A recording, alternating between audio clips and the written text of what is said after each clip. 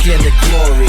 Every other weekend there's a cognac story. Before we give a toast, better make sure they pour me another glass and put it in the air for the time that passed. I said bask in the glory. Every other weekend there's a cognac story. Before we give a toast, better make sure they pour me another glass and put it in the air for the time that passed. So I guess this is us starting right now. So if I'm going to start it, I'm going to start this shit the right way on this special Friday edition. Don't worry. I wasn't going to leave you hanging. I just had shit to do, and I wanted to wait till the new DMX album came out before I did anything, and it's here. But since this is a Memorial Day weekend, let me start it out the right way.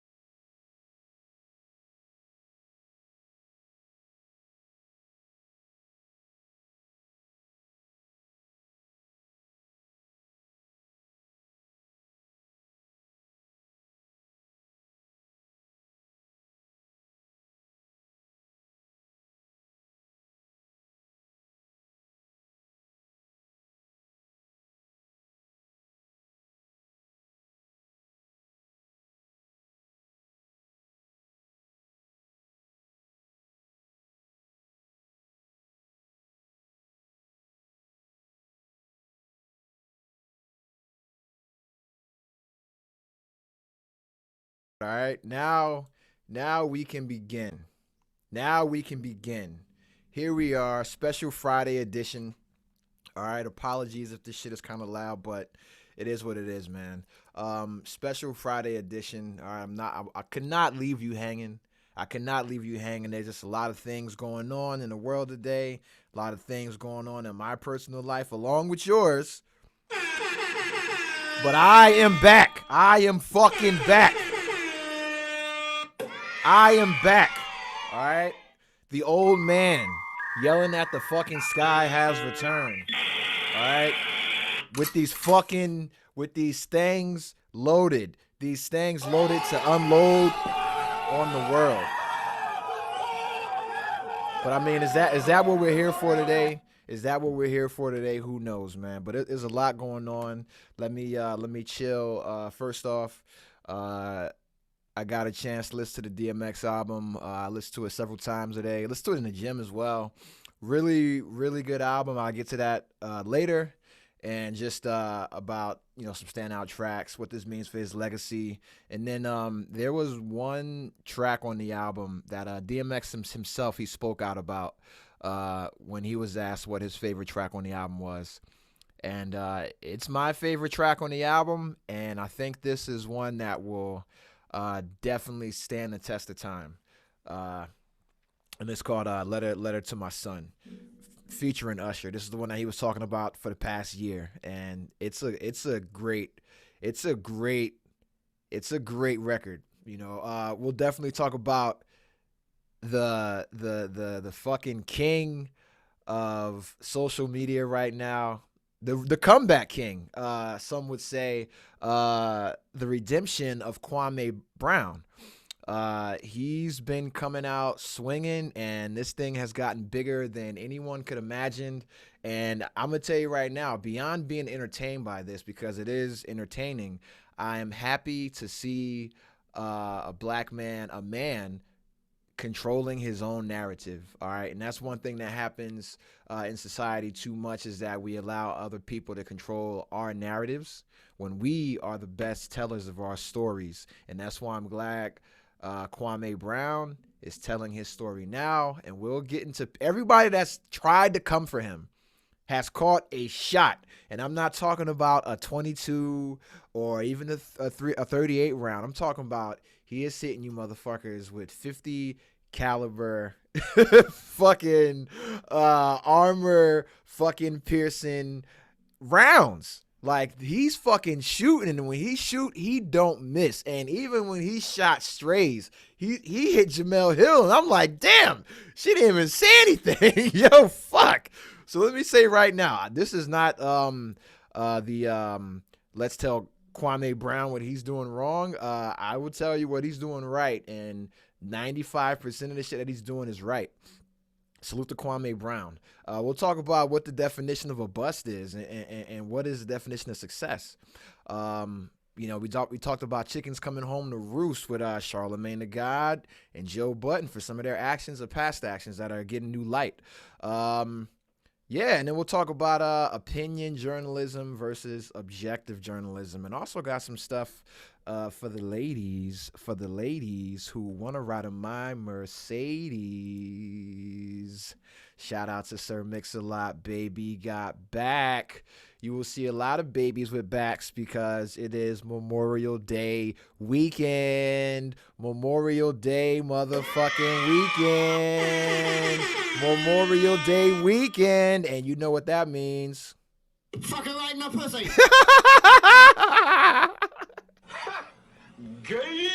Yo, you know what that means this weekend. Gotta hit her with the noob tube. Gotta hit her with the noob tube. You gotta lock down on that labia this weekend like a rabid dog and just chew it like some bubble gum. All right, bust into the bedroom, hit her with the surprise, motherfucker, and just fucking, just let it fly, man. Let it fly. You guys have no idea what I'm talking about. I'm talking about it's a holiday weekend. Some of you guys have 4-day weekends, some 3-day weekends. All I know is no one works on Monday. So everybody should be fucking on Friday, sucking on Saturday, and then sucking some more on Sunday. You may be asking, why am I talking so crazy? Because I have an hour until class and I don't have anything else to do. So I might as well, I know I don't have, 2.5 hours to kill. So I got to pack 2.5 hours into 45 minutes of fun. But yeah, listen, man, shout out to all the ladies out there, man. I love you. That's the first thing I'm going to say is how much I love the ladies out there, especially my black queens. My black queens, I love you so much. Cocoa Butter and sea moss. Yo, listen, man. What the hell is going on, man? Like, I gotta salute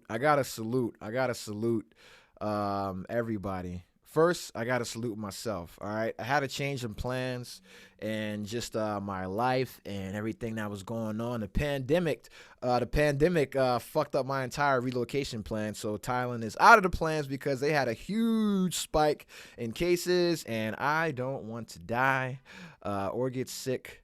So I'm like, hey, man, I'm going to stay my ass here. Back in the States. And so I decided to get a lease on an apartment. Just got the keys today.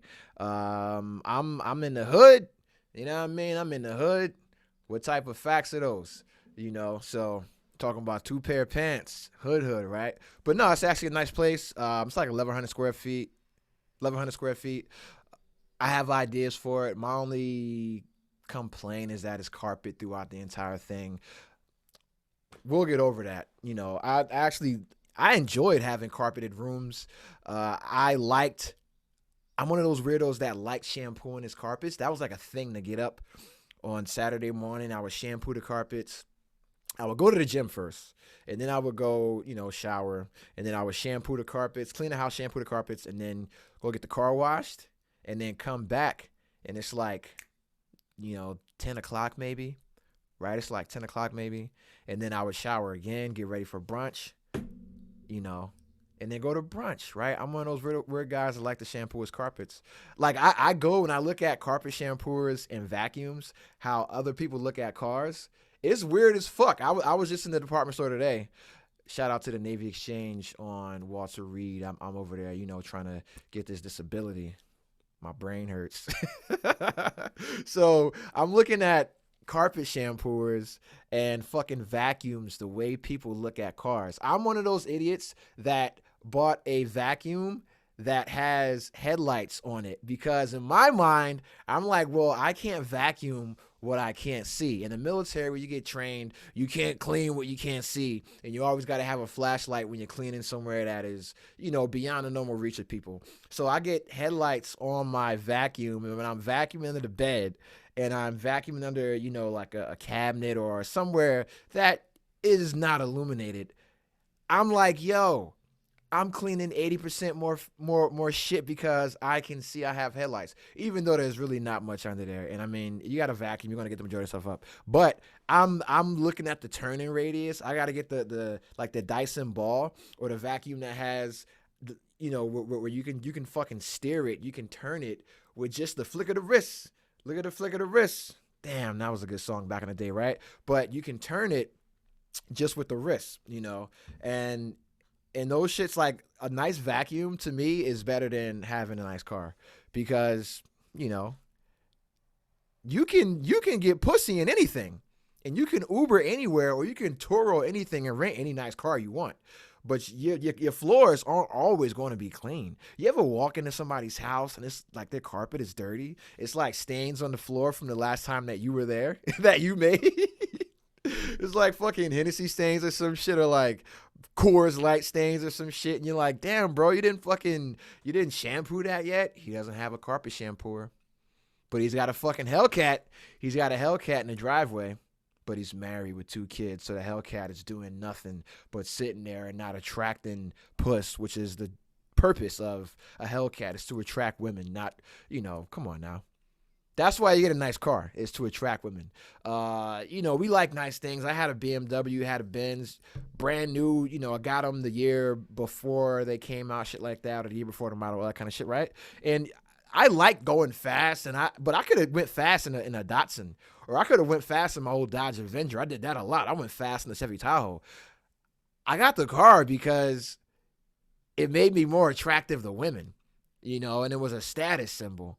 And as much as we like to convince ourselves that that's not the case, that's why we do a lot of that shit. We look good because we like to present ourselves in a certain way and we have standards for ourselves. But at the end of the day, our primal instinct is that I work out and I groom myself. Obviously, I'm looking like Sideshow Bob right now. You see my hair journey, you see the natural growth, all the juices and berries. I'm looking like a young Lenny Kravitz. Holla at me, Zoe. Holla at me, Zoe. But yeah, man, like we put all this effort into looking good and working out and being healthy and getting a good job and getting a nice car and getting these fancy things. We do that because we want to get women pregnant. And as a man, you have to be able to provide and protect. That is our primal instincts. That's our primal urges. Like, is to provide, to protect, and to impregnate. That's why we can make viable sperm until the day we die. That's why you got 70-year-old men having babies with 20-year-olds. Wasn't that like fucking Robert De Niro or Clint Eastwood, one of these old fucking dudes that had a younger wife and just recently had a baby? Shout out to those old ass men. It's no country for old men, but it is, there's room for your old ass, young ass babies and shit. Like you got your one son is 50 years old and his brother's 1. That's some weird shit. But shout out to us because we can make babies forever. And that's why we do these things. That's why shit, bro. Honestly,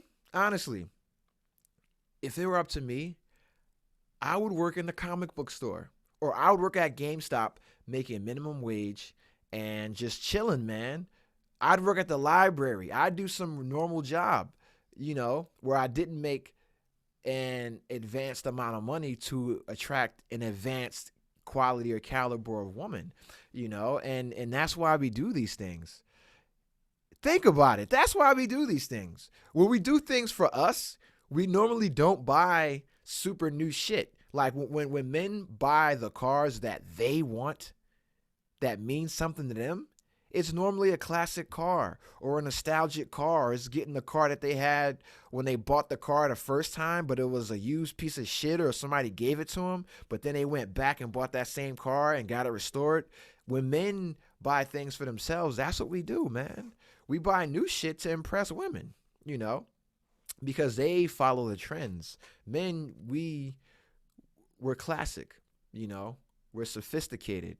Our style, our swagger, it is timeless. If you look at how a king carried himself to how a king carries himself now, how a boss carried himself to how a boss carries himself now, how a respected man of the people carried himself back then to the way a man does now, it is nearly the same.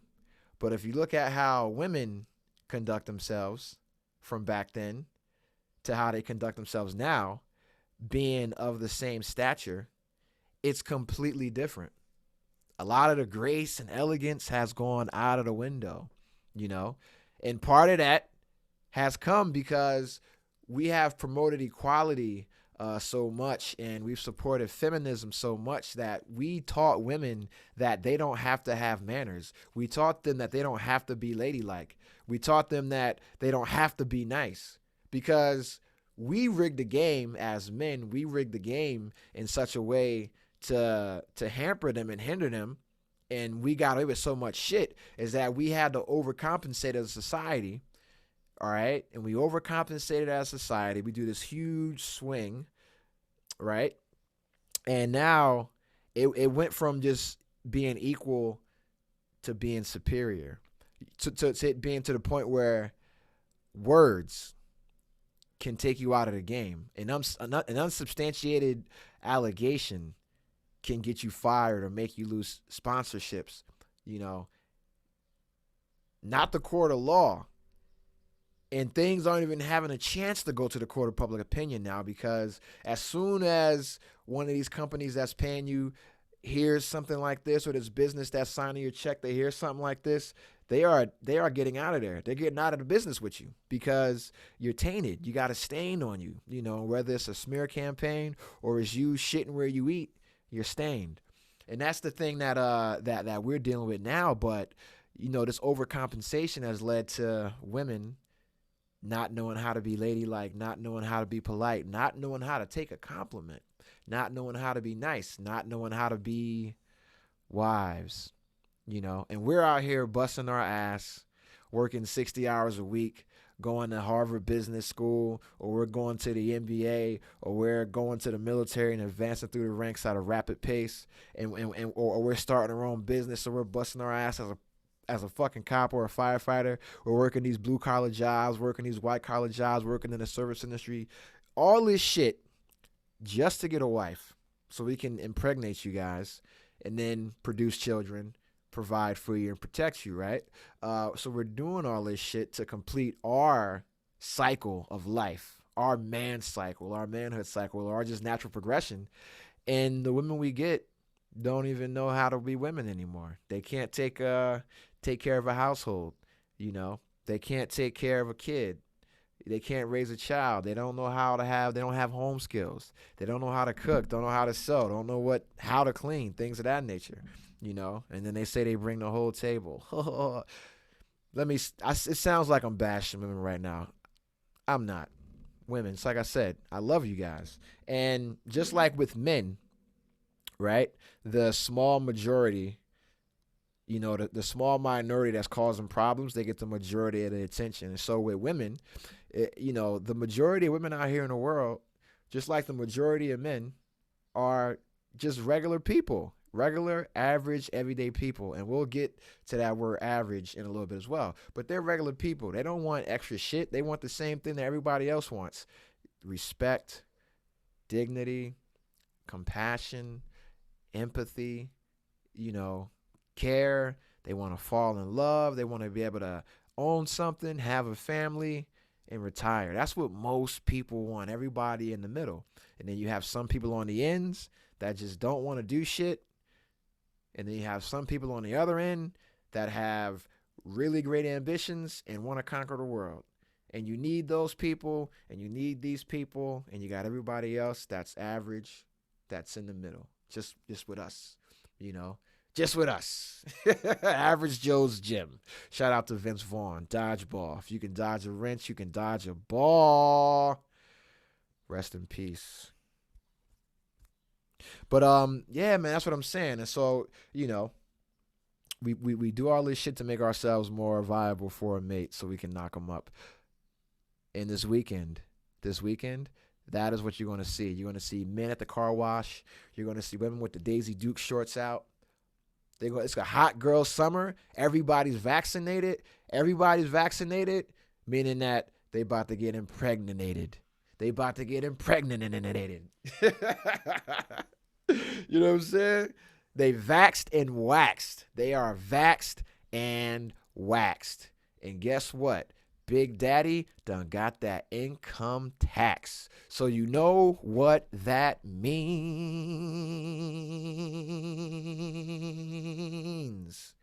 You know what that means. Fucking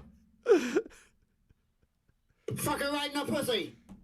Memorial Day weekend. Don't let me be the one to tell you how to celebrate your Memorial Day weekend. I used to be that guy, and I'd be like, you don't say thank you for my service because Memorial Day was, you know, for the people that didn't make it home. And I was also the guy that was like, you know, Memorial Day was started by the black people that didn't get buried by the white people. And so they started their own memorial service to honor all the unknown black people. And that's what the Tomb of the Unknown Soldier is based on, as an unknown black soldiers, not just some random white dude that died, right? That used to be me.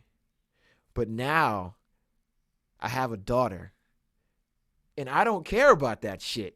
You know what I'm saying? Like, let me tell you, man, like, bro, I don't know what the fuck it was, right? Like, I had a daughter and retired all at the same time. So like a whole bunch of big life changes happened, right? But like, once I had a daughter, I don't care about 80% of the shit that I used to care about. I care about things that affect her and affect her only, you know, and then I care about, you know, other shit like not getting in an elevator with people that have dogs. That is more important to me. That is more, that's a more pressing issue to me than how you guys celebrate Memorial Day. Here's what I'm going to tell you to do. Is to enjoy it and celebrate it, because there are people that didn't make it back from defending your rights and freedoms and defending the free world and fighting against communism, fighting against fascism, you know, just going to war at 16 years old. Going to war at 16 years old, that was World War II. Getting drafted at 16, 17 years old, that was Vietnam. That's our grandfathers, you know. Gulf War, that's our fathers and some of us, you know. And then the Operation Iraqi Freedom, we just seen how crazy that happened. Everybody coming back, the whole stop loss issue, you know. You got kids going to war, and guess what? And guess where these kids fall in society? They're average. So you got average kids, average high school kids going to fight fucking Adolf Hitler. You got average kids going to fight in the Korean War. Average kids fought in the Civil War, fought in the Revolutionary War. Average kids fought in the Gulf War. Average kids fought in the Cold War. Average kids are in the military right now. These are average kids who fall in the average of society. They just happen to have above average physical potential. Right?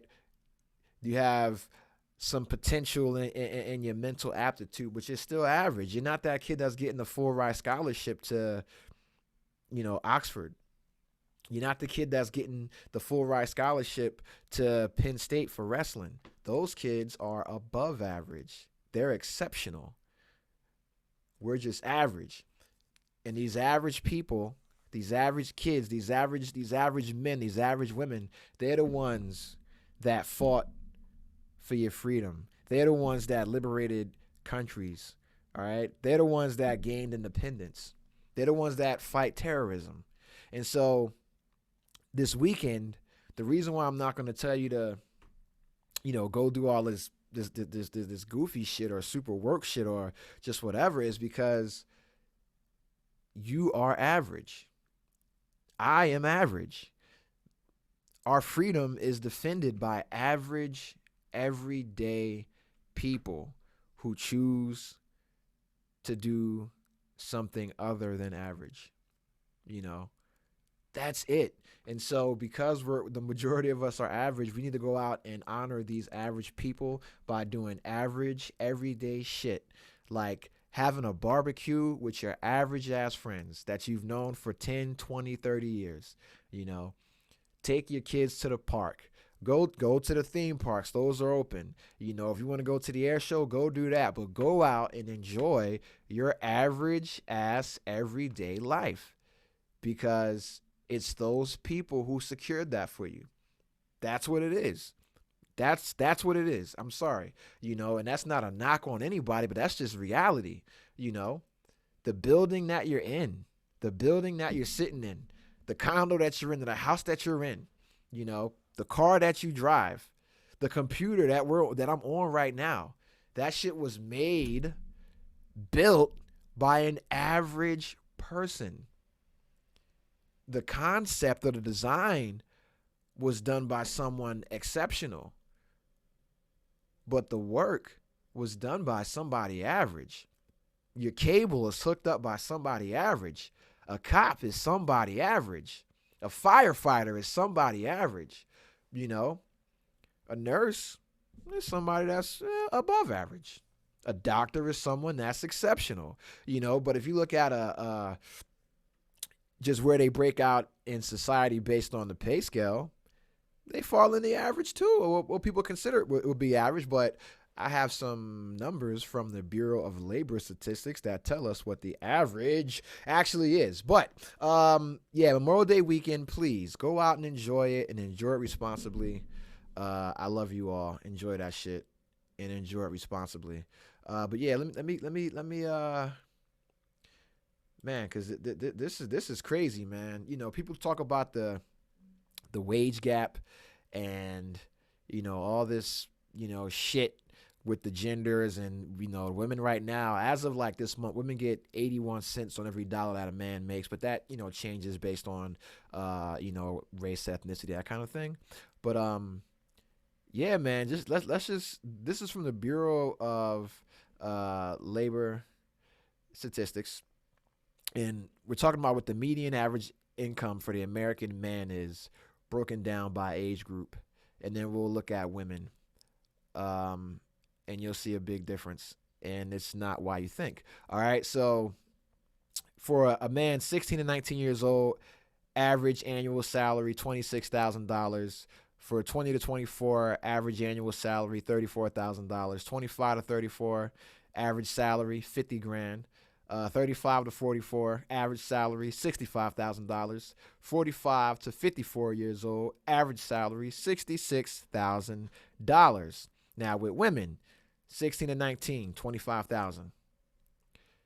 20 to 24, $31,000. 25 to 34 years old, $45,000. 35 to 44, $52,000. 45 to 54, $52,000. And so you're like, damn, man, like women, men and women, age 25 to 34 for men is $50K, and then women is $45K. Like, it's kind of close, but it's a little, that's where you see the separation. And then it gets bigger, and you're like, damn, man, but that number, that's not a high number. If you look at the average guy from 20 to 24 makes $35,000. The average guy, 25 to 34 years old, makes $50,000. The average dude makes $50,000. All right, and that's regardless of race. That's everybody's shit thrown in there. So whites, blacks, yellows, browns, whatever you guys want to call yourselves, right? Who cares? Whatever you identify as. But the average guy, 25 to 34, makes $50,000. The average woman makes $45,000. And now everybody's like, oh, it's because women get paid less and blah, blah, blah, blah, blah. And while, sometimes that is true, however, you got to look at the career choices as well, right? Because men go into different fields that have different progress ladders. All right. So even when men get into a field where it's like the most blue collar shit ever, like, hey, I'm a plumber. And everybody has this idea of plumbers that they just go in and they just fix pipes and that's it. They never advance. They never gain more training or become more marketable. A plumber's pay scale increases as his experience increases. And so you got all these dudes, all these kids, all these average men going into, careers. I don't want to say job, but going into careers like that. And it's like, yo, they can still progress. I go become a police officer. At the end of that 20 years, I'm making bank. But as I'm starting out, I'm making average money. There's nothing special about it. And it builds up over time. And a lot of times, men go into careers because we're the more blue collar type. 50% of our careers are in the blue collar field.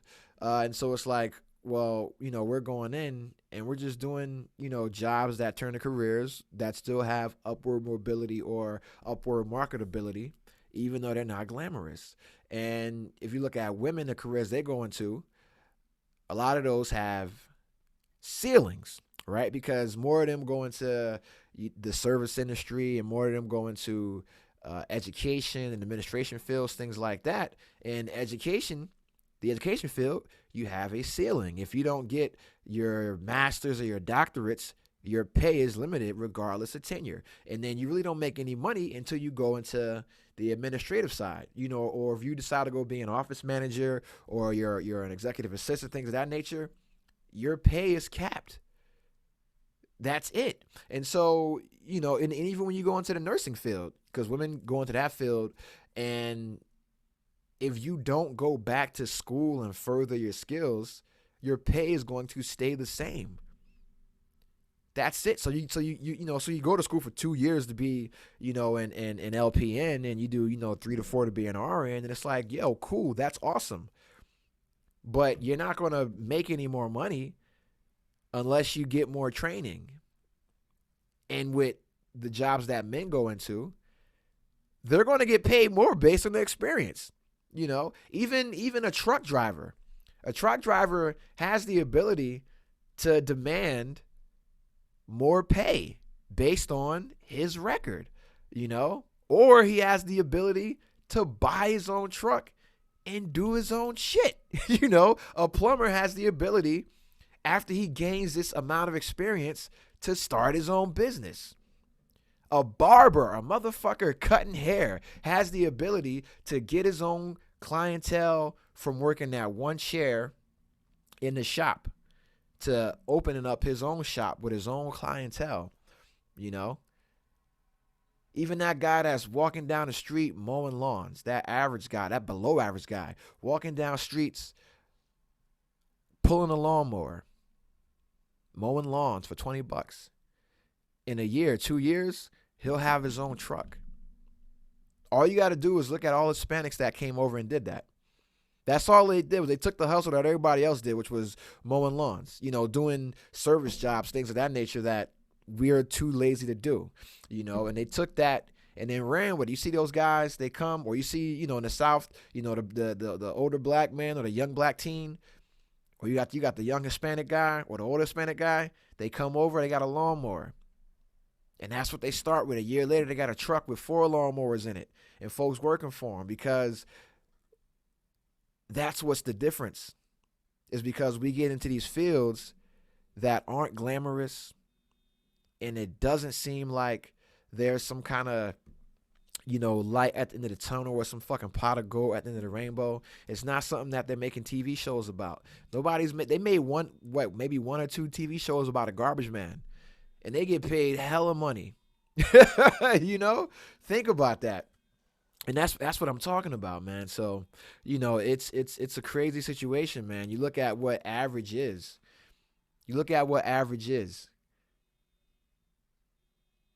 And it's a wide gap. It's a broad term, you know.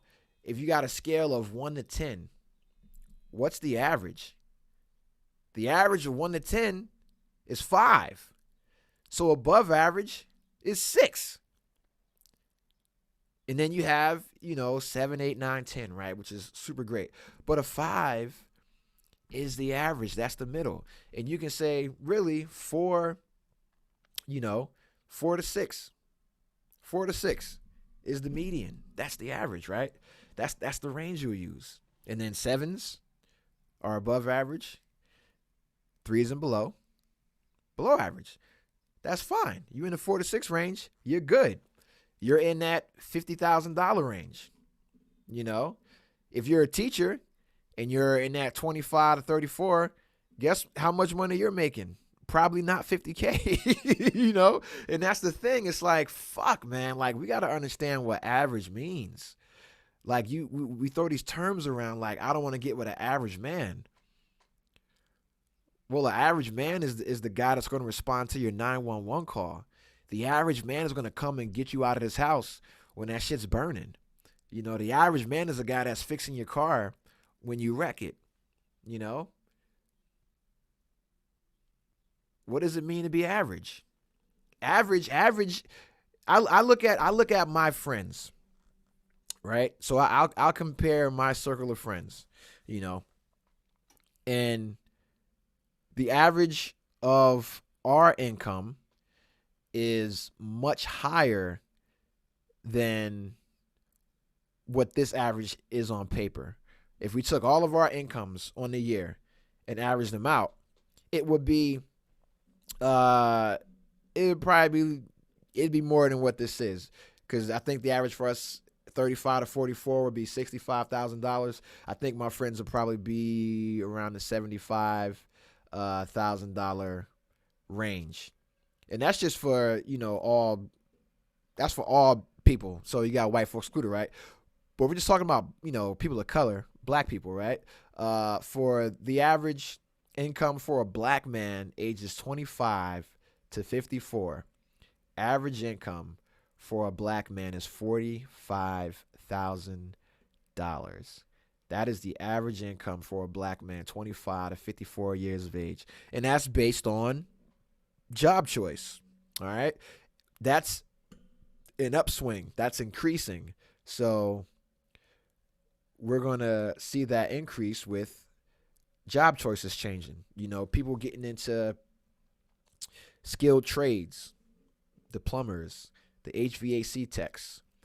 If you're a barber, that's a skilled fucking trade. If you're a chef, you go to culinary arts school, that's a skilled fucking trade. You guys that go to community college for 2 years, look at being a respiratory therapist. That's only an extra year added to that at most schools for the program. Look at being a radiation tech. Those are technical skills. Those are vocational skills. You are a skilled employee, a professional, right? You got trained for a specialization. You're not just some guy can put on fries and then put on a grill and then put in drive-through, right? You're a specialized employee. And that's what everyone needs to migrate to. And I think with men and women, you see more women in tech, more women in STEM, more people of color in tech, more people of color in STEM, going away from the outdated manufacturing, hard labor jobs. We've seen those slow down. So now it's like, okay, what's going to be the new average in 10 years? Could be a lot higher. But I look at my friends and I'm looking at, they haven't always been there. Like, my friends are all in career fields where they started from the bottom like everybody else and then rose to where they're at. I got friends that are starting their own businesses now. I got friends that are, I got friends that are making more than me, And I'm not talking about my friends that are fucking hedge fund guys and things like that. No, like my regular ass blue collar friends. I got motherfuckers that ain't caught up to me, just based on career choices and sticking with the program, sticking with the vision.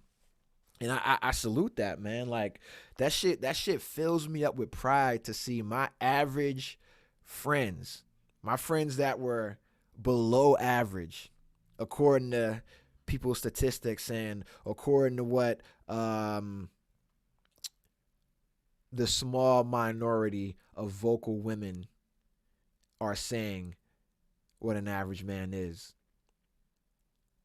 They think that men are supposed to make six figures when, like, the top 10%, according to the Bureau of Labor Statistics, the top 10% of men make above, or top 13% of men make above $75,000 a year, right? And they think that all men should be making that. Well, I'm sorry, some jobs don't make that. Teachers don't make that. Someone has to do that. You know, sometimes a baker won't make that, but that's the job you got to do. When you're a cook, sometimes you might not make that, but that's the job that you got to do. It's all in the choices. The better choices you make, the better pay you get. But at the same time, money isn't everything. Because when I was making a nice six-figure salary, that's when I was at my unhappiest. And now that I'm back down with the average folks, I'm happy as shit. I don't have a desire for anything. I don't feel the need to want to spend this money that I'm working so hard for. Because it's like, hey, man, I'm busting my ass. I'm spending time away from my family, spending time away from loved ones. You know, I'm doing all this shit. And I'm not even enjoying this money. So now when I'm here or when I'm back, when I have opportunity, I got to splurge. I got to go all out. I got to do things to excess, you know. And I never got a chance to just enjoy the simple shit like spending time with family. Having a day during the week where you don't have anything to do. And you don't have to worry about anything. Like having the ability to go home and not have to worry about work, that's priceless. And a lot of those guys that are down there in that average pay scale, they have jobs like that. When I was making six figures, every day I went home, work came home with me. You talk to people making that kind of money, when they go home, work comes home with them.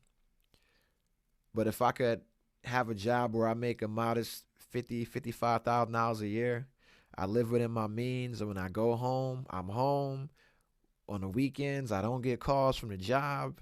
I go in, I do what I get paid to do. I don't have to do anything extra. Don't got to play any politics. Don't got to do any dog and pony shows. None of that extra stress. And I get to go home, see the family. I got every holiday off. That's priceless. And those average guys are spending exceptional amounts of time with their families. Those average guys are there for the holidays. They're the ones that are in the stands for the baseball games. They're the ones that are in the stands for the football games. They're the ones that got to see the kids graduate. They're the ones that get to see the kids do the fucking talent shows in the school play and participate in the parent-teacher organizations. Those are average parents. Those are average people. And so it's like, damn, I'm sitting there busting my ass to earn this above average salary, taking on this above my average amount of stress. Now I got to go seek mental health counseling because I can't manage this amount of stress because my family was average. It never taught me how to cope with this shit, you know. While my average friends, they spent time with their families, got to see their kids grow, done took group vacations, got a whole lifetime of memories and stories separate from me, you know. Now that I'm back down with the average folks, I got all the time in the world to spend with them, you know. And that's why I'm like, yo, this average shit, man, like I hear it all the time and the average changes. I look at my friends and I'm like, if you look at our income level, well above average. Look at our education level, well below the average, well below the average, you know. And so really what is average? Are we talking about just your income? Because my friends that have average income, they have exceptional character. They have exceptional moral character.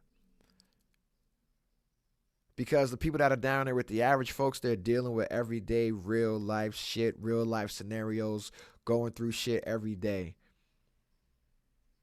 When you're exceptional, sometimes you get things given to you. Sometimes things come easy. Sometimes you get coddled. Sometimes you get special treatment. When you're in the below average, sometimes you get handouts. Sometimes you get freebies, you know. But those people that are average, that are in the average, they are going through shit every day, just building character. I look at my friends, exceptional character. I look at people that I know that make this above average amount of money, or what people would consider to be exceptional amounts of money. They do not have the same level of character as the people that I know that are normal, average, everyday people. This average shit, man, like it gets to me, man. And you see it when we discuss men and women, and it's a hot button topic now because reality has been altered, right? Reality has been altered. And what I mean, this is like some Doctor Strange shit, bro. This is like the next Doctor Strange movie. Because reality has been altered. All right? And when I say that, this is what I mean. What's the purpose of getting into a relationship? All right? What's the purpose of getting into a relationship? It should be because I like you, and I like making you happy, and making you happy makes me happy. So in turn, I want to keep making you happy because that makes me happy.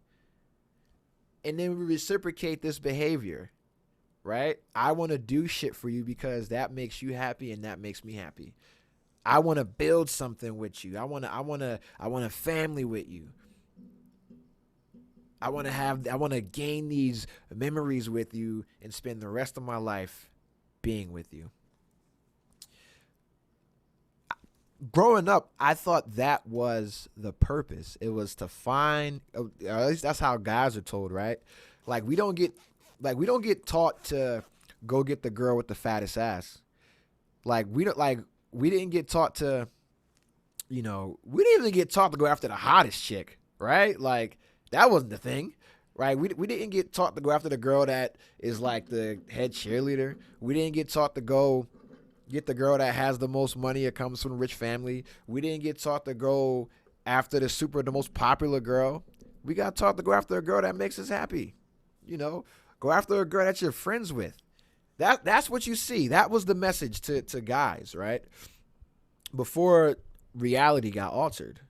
And then for women, it's kind of always been the whole courtship thing, the whole debutante thing, right? Cotillion, all that kind of shit where it's like men, a group of men, reverse bachelor type shit, the Bachelorette, men competing for a woman. And that's fine, right? That's fine. That's fine.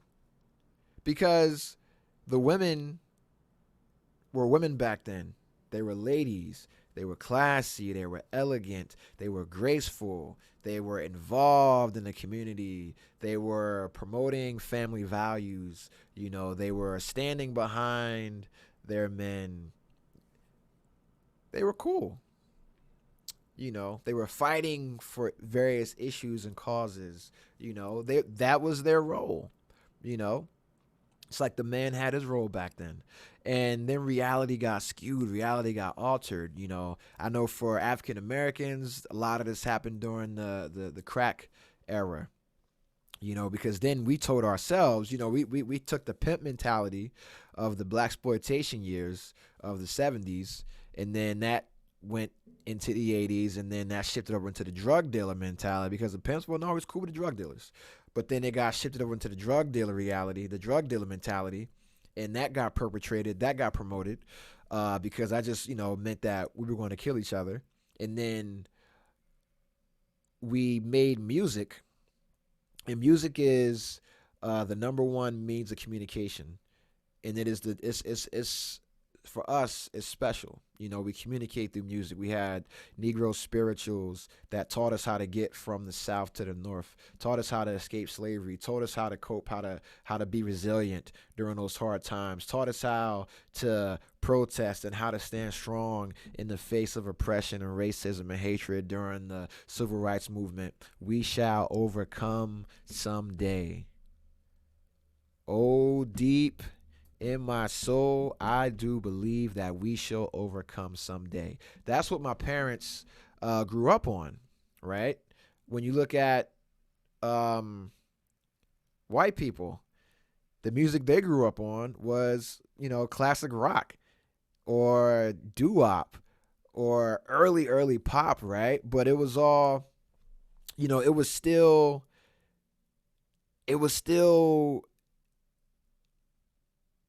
good. It was still positive, right? It wasn't demeaning. And then in the like you had like the drug culture that also came in the 80s with sex, drugs, and rock and roll, because that did a number on white folks. Now let's not forget, right? Because now you got the girls mentality. You know, you got that whole shit, man. You got, you know, California girls. You got that whole shit, right? And so that's hitting the white boys, right? So now they're like, yo, we got to go after Killer Kapowski now. Everybody got to go for the same woman, right? And then in the black community, you know, we're telling ourselves bitches ain't shit but hoes and tricks, licked on these nuts and sucked a dick. You know, we're just demeaning our women. You know, I grew up on 8 Ball and MJG, and these motherfuckers talked about beating bitches. I grew up on Biggie, and he rapped about beating bitches, you know. I grew up on rappers that rapped about beating women. Snoop Dogg rapped about beating women. All right, so a lot of this shit, and I knew that was wrong, but that messaging, it gets in you and it teaches you that disrespect is normalized. And the reason why it's normalized is because the women accepted it. They accepted that treatment, because we went from in the 90s being pro-black. You got Queen Latifah, MC Lyte, Brand Nubian, Poor Righteous Teachers. You got Public Enemy. You got all these popular, positive black groups. Diggable Planets. You know, Arrested Development. You got all these early positive rap groups, things of that nature, and they're being forced out because the music companies are promoting this rap that is not positive for our community, you know, unfortunately. But they did the same thing with the rock and roll. They promoted as well. They did the same exact thing. So if you watch how rock changed white culture when it went from the sex, drugs, and rock and roll to the alternative grunge, emo rock, the same decline happened. The same decline happened, you know, with the men and the women. And with us, you know, we went from promoting natural bodies to thinking that a woman that has breast implants and like ass shots and liposuction is in any way, shape, or form better than a natural bodied woman. That is some of the wildest shit ever. Let me tell you who was like one of the most beautiful women, in my opinion, you know, and I'm biased, but in my opinion, fucking Takara. I don't know her last name, but you know who I'm talking about. Takara, the model. Used to be on America's Top Model. She has another show right now, and she is a full-bodied woman. That is what a woman, you know, can look like. I'm not going to say what they should look like. That is what a woman looks like. You know what I'm saying? Like, that's a natural-bodied, voluptuous woman. And I see women running around with, like, waist trainers on, which are essentially corsets.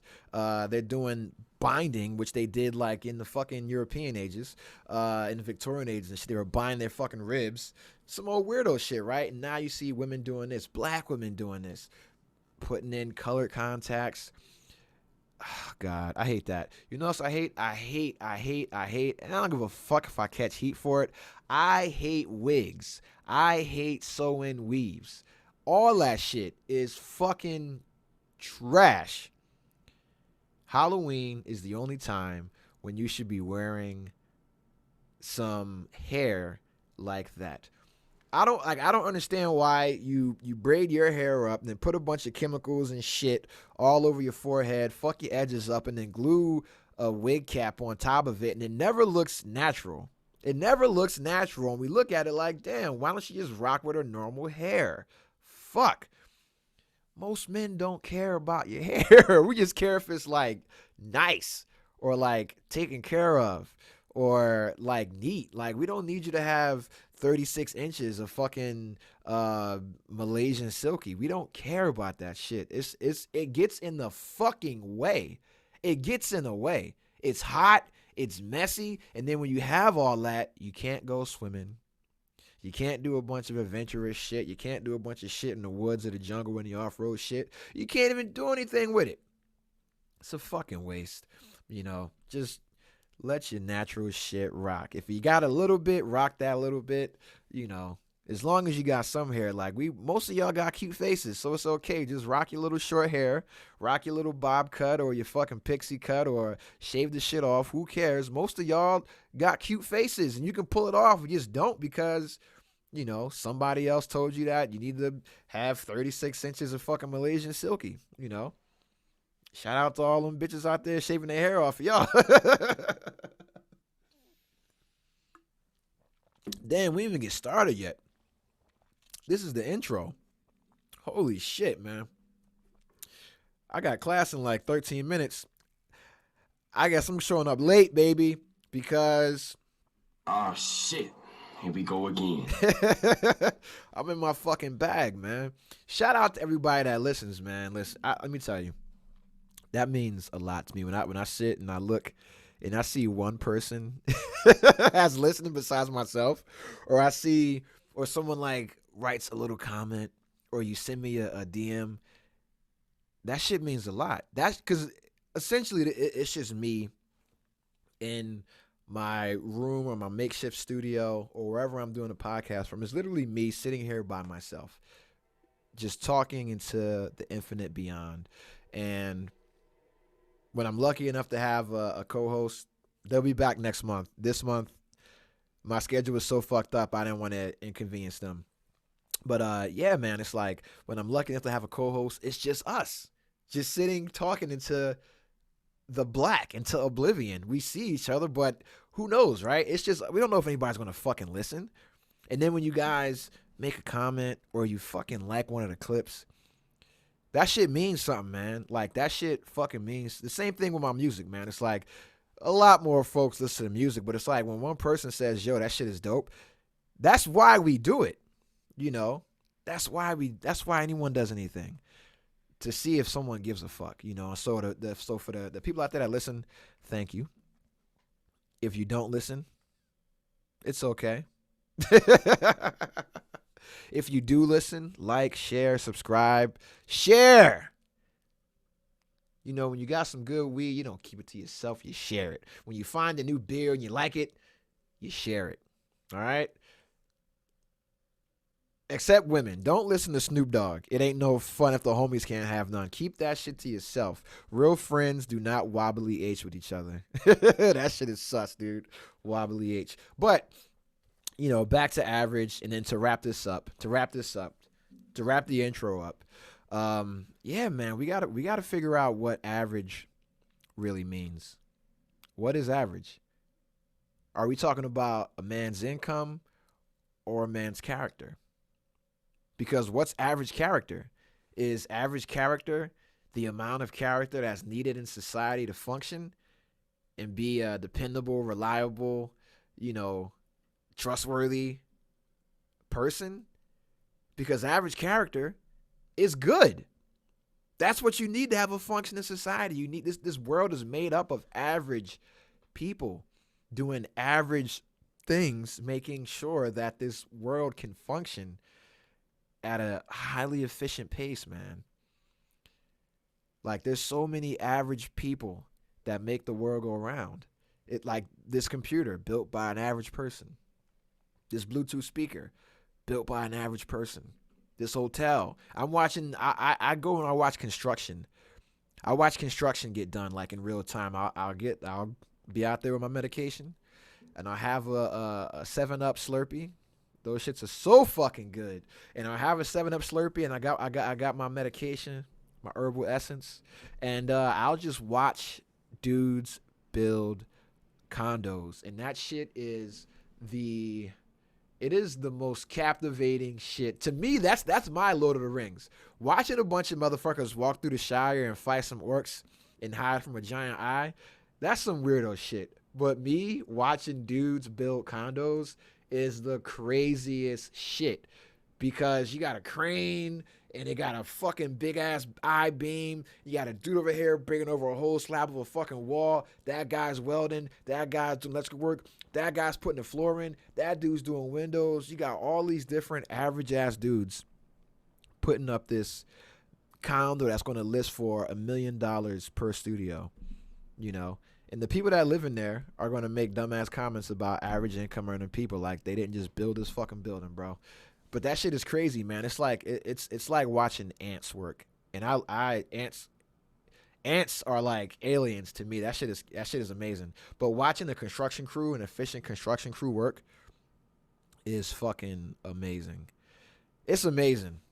It's fucking great, man. It's fucking super dope. I salute it. But yeah, there's gonna be a break in the audio and the video because I'm gonna pause this and go to class. And here's where an ad would be if we had sponsors, but not enough people listen to the podcast for me to ever think about putting a sponsor on because you only get paid per 1,000 listens. So if you don't have 1,000 listens on a podcast per episode, you don't get paid from your sponsors unless you sign an endorsement contract, which you normally won't get until you have at least 100,000 followers sustained. All right.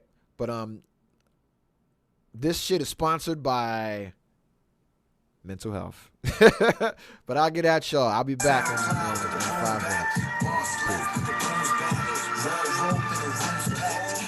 minutes. Let me start that over. I had to check into class to let my instructor know I was there and then pretend like my Wi-Fi connection wasn't working. Fuck school, I'm podding, ma.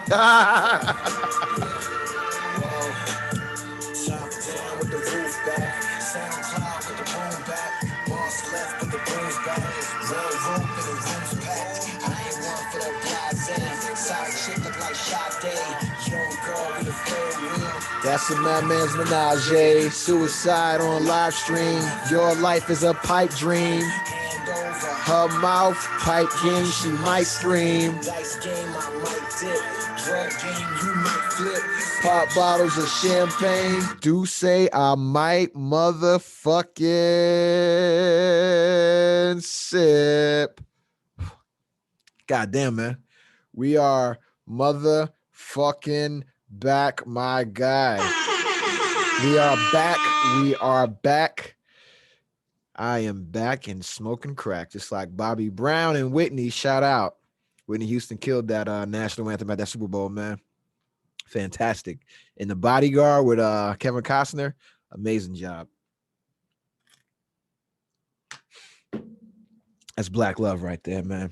Black love. But yeah, you know, earlier we were talking about what is average and what I like to call the law of average, because the average make this world go round. The average people are the ones that are building spaceships. You know? But yeah, man, I just want to talk about average and what it means to call someone average and just how the average actually changes. You know, you take a bunch of average billionaires and you put them together. That entire average for any kind of category changes. So keep that in mind.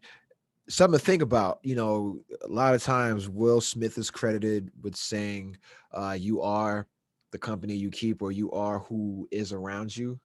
That's something that if you look and examine throughout your life, you see that that's actually true. You are the company you keep. They say steel sharpens steel, iron hardens iron.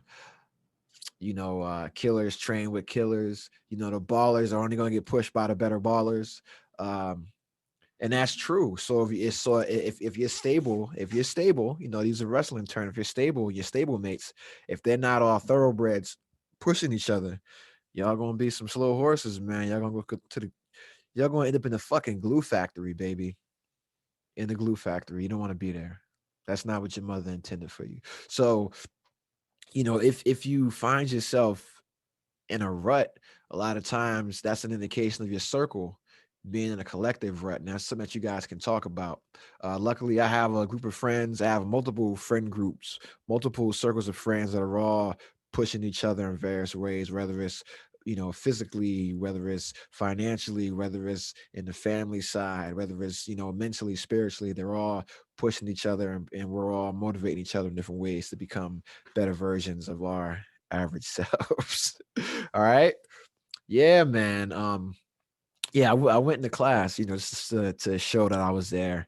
And then I'm watching the playback of the first part of the podcast back, and I'm like, yo, first off, let me tell you, I'm handsome as fuck. Do not let it get lost. Do not let it get lost through the audio transmission. If you're watching the podcast, you're watching it on YouTube, you got that 720p.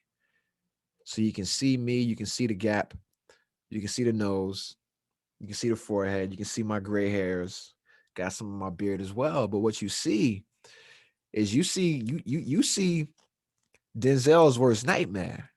Just wait till I get a fucking Kraft cheese singles commercial, you know. Wait till I get wait till we bring Zima back and I get in that commercial, you know.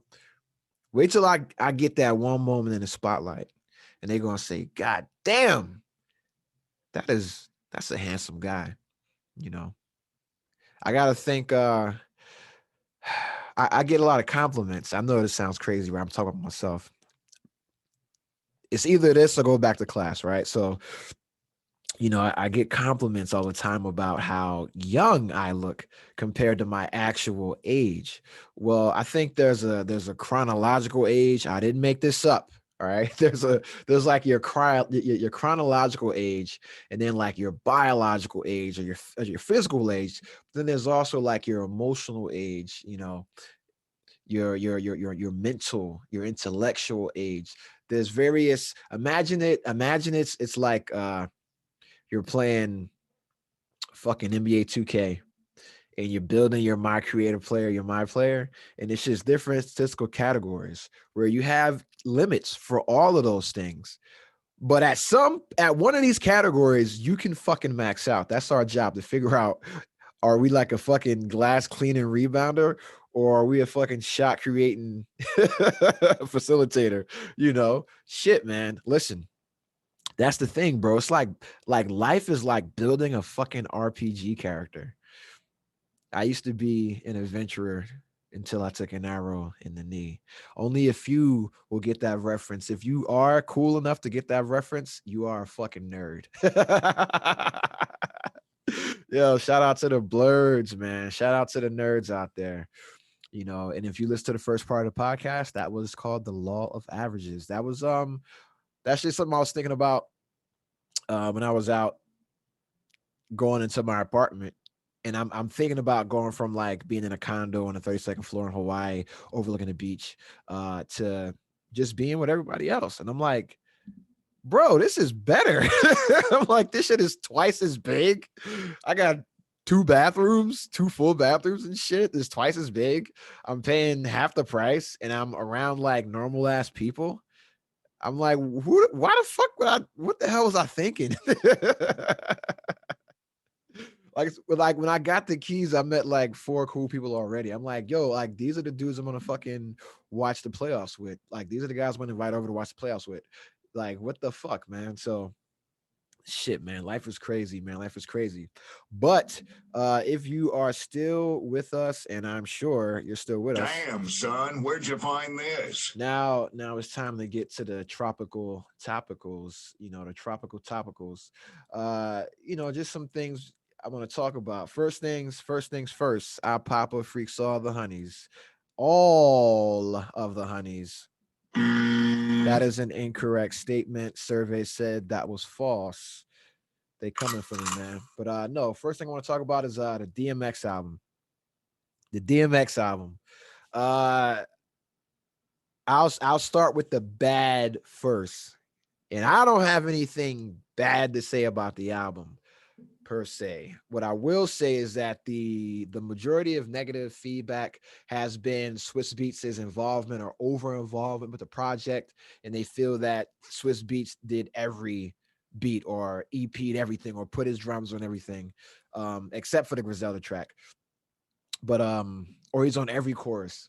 And to I gotta agree with them. I gotta agree with them. Every track, it's like Swiss Beats is on, ad libbing or saying something or whatever. And it's like, fuck. Like, I get it, bro. Like, you're happy to be back with DMX. DMX, like, had just got out, I want to say, in 2018. This is the album that they were making over that time frame. And it's like, I get it. You guys are happy, blah, blah, blah, blah, blah. But goddamn, bro, can we get somebody else on the chorus? Fuck, man. And it's the one chorus that he's on.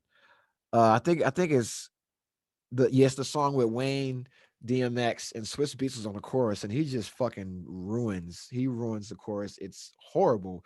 Wayne murders the verse. God damn, Wayne can rap. Little Wayne can fucking rap. I don't know. I don't know. Like, I don't know who out there still doesn't get that Little Wayne can rap. Like, he does a lot of weird shit. He dresses fucking weird. He's a weird guy, man. I don't understand anything he does, but he can fucking rap. And he rapped his ass off on the track with DMX. And then Swiss Beats just did trash on the hook. And then X did what X does. Everybody that's featured on the album did a phenomenal job at rapping very well. Everybody did a good job. And I'm not the biggest Moneybag Yo fan. Moneybag Yo can rap. Like, I'm not a Moneybag Yo fan, or I'm not the biggest Moneybag Yo fan, because for me, it's about content. He can rap, but it's just like, what he rapping about, right? And I'm an old man, so if I was younger, I could relate to material a little more, right? But the thing is that he came through on this and just rapped. And it wasn't the normal Moneybag Yo shit.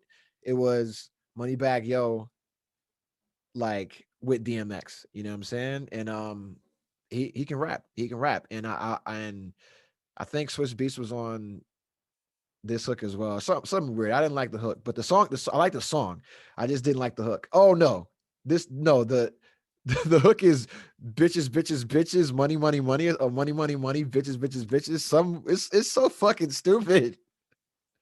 And I don't like the hook, but I'm gonna tell you right now, if I'm off that nutcracker at somebody's kickback, fam, I am going to sing this record. And on this album, Swiss Beats did a really smart thing. This is two separate albums. This is one album that is, it's like a 10-track album, because it's like 3 skits. But it's like, this is an album where it's music for the pop DMX fans, the casual DMX fans. You got a song with Bono. You got the song with Usher. We'll get to that, and then and you got the song with Snoop Dogg, things like that. Those are the singles. Those would, if he were alive, those songs would do well on radio, and they would do well on like popular radio, because DMX was ascending back to the level that he was prior to like the lockups. And so what it is that the other album, the way I look at it, the other 4 songs are just like street records. And that's the record with Nas and Jay-Z. That's the record with it's Nas and someone else. And then you got the Griselda record. The shit went like the album is I like it. I enjoy it. I think it's up there with DMX's first 2 albums. The first 3 are the best ones to me.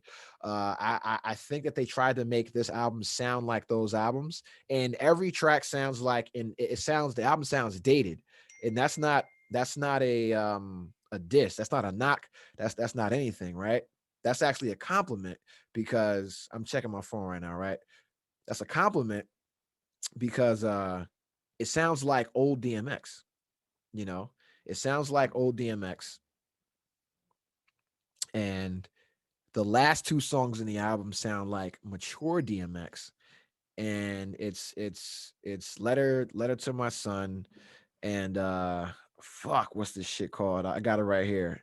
Walking in the Rain.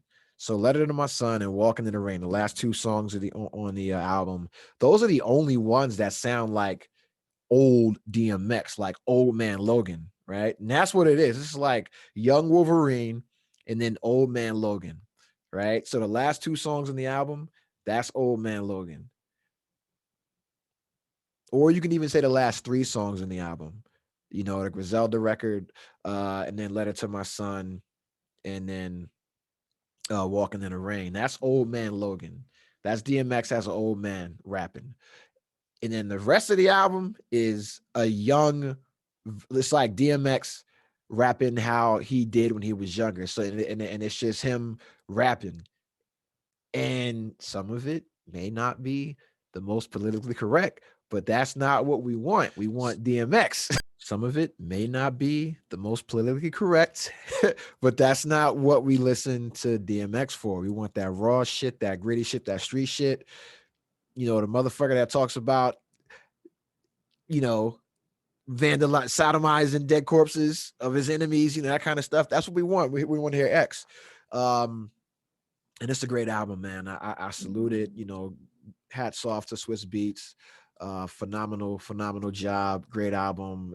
Excellent replay value. And I had a rotation of 3 DMX albums that when I worked out, I would play. And now that I can put that in the 4th rotation, all DMX, and I can get in there, get my growl on, like, yo, shorty, what you doing, ma? Huh? Using that squat rack the wrong way, baby, yo. Yeah, I'm gonna have to edit that shit out. But yeah, man. Yeah, bro.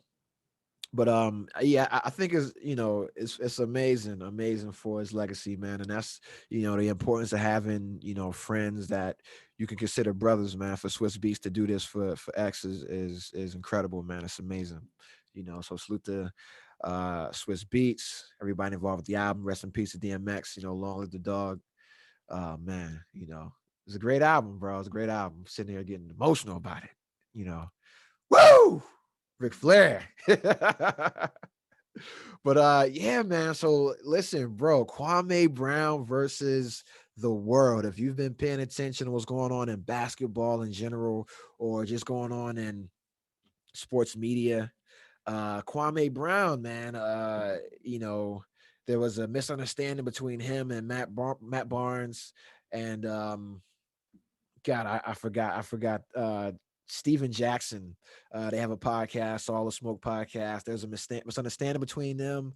They said some shit about Kwame Brown that he didn't like, and apparently he's had enough of all the Kwame Brown jokes, and he was a bust joke and a wasted draft pick, and he's a bum and a scrub. And Kwame Brown took out his iPhone and started posting videos of him sitting in his car, just going fucking. Yo, this is scorched fucking earth. If you've ever heard that term used in broadcast media or journalism, that is what this is. This is straight fucking napalm. This is Nas ether shit right here. Anybody who has said anything about Kwame Brown, he has shown no mercy. He has shown no mercy. And I have to applaud him. I got to applaud him because listen, man, like you know, he's been a butt of jokes. He's been a butt of jokes for fucking years, man. He's been a butt of jokes for years. So Kwame, you get the motherfucking air horns, dog. Air horns all day. Damn, son, where'd you find this? Because, yo, listen. Gotcha, bitch. Yo, because Kwame Brown got these boys. They had everybody. They had everybody fucking door right now, man. So, you know, Jamel Hill, she caught a stray for just comparing him to, you know, Cersei choosing violence in Game of Thrones, and Charlemagne the God, you know, Charlemagne the God had to come out with an apology for the shit that he said. You know, Steven Jackson and Steven Jackson and Matt Barnes, they both apologized. And Kwame Brown has said, fuck your apologies. And I listen, hey man, y'all been talking shit, saying all type of shit about him for years, man, and not understanding the things that he's been through. Kwame Brown is the same age as me, man. He's born March 10th, 1982. I'm born March 14th, 1982. You know, he went to the NBA. I went to the military. You know, when he was, a high school All-American, I was just like getting in a boot camp and shit. You know, Kwame Brown fucking drafted by the Washington Wizards. That was Michael Jordan's team. He just like came back from a mini retirement, came back to the Washington Wizards. They draft Kwame Brown at the first pick, high school guy, 18, 19 years old, and he's playing with Michael Jordan. And I'm gonna go over that team's roster as well, because he didn't have much to work with. But if you've seen the 30 for 30 Michael Jordan Last Dance documentary, and you've seen what Michael Jordan's teammates had to endure. These were grown fucking men with Phil Jackson as the coach. They're veterans. Wasn't a bunch of rookies on those Bulls franchises. Michael Jordan was the rookie, and he molded that team into what they became.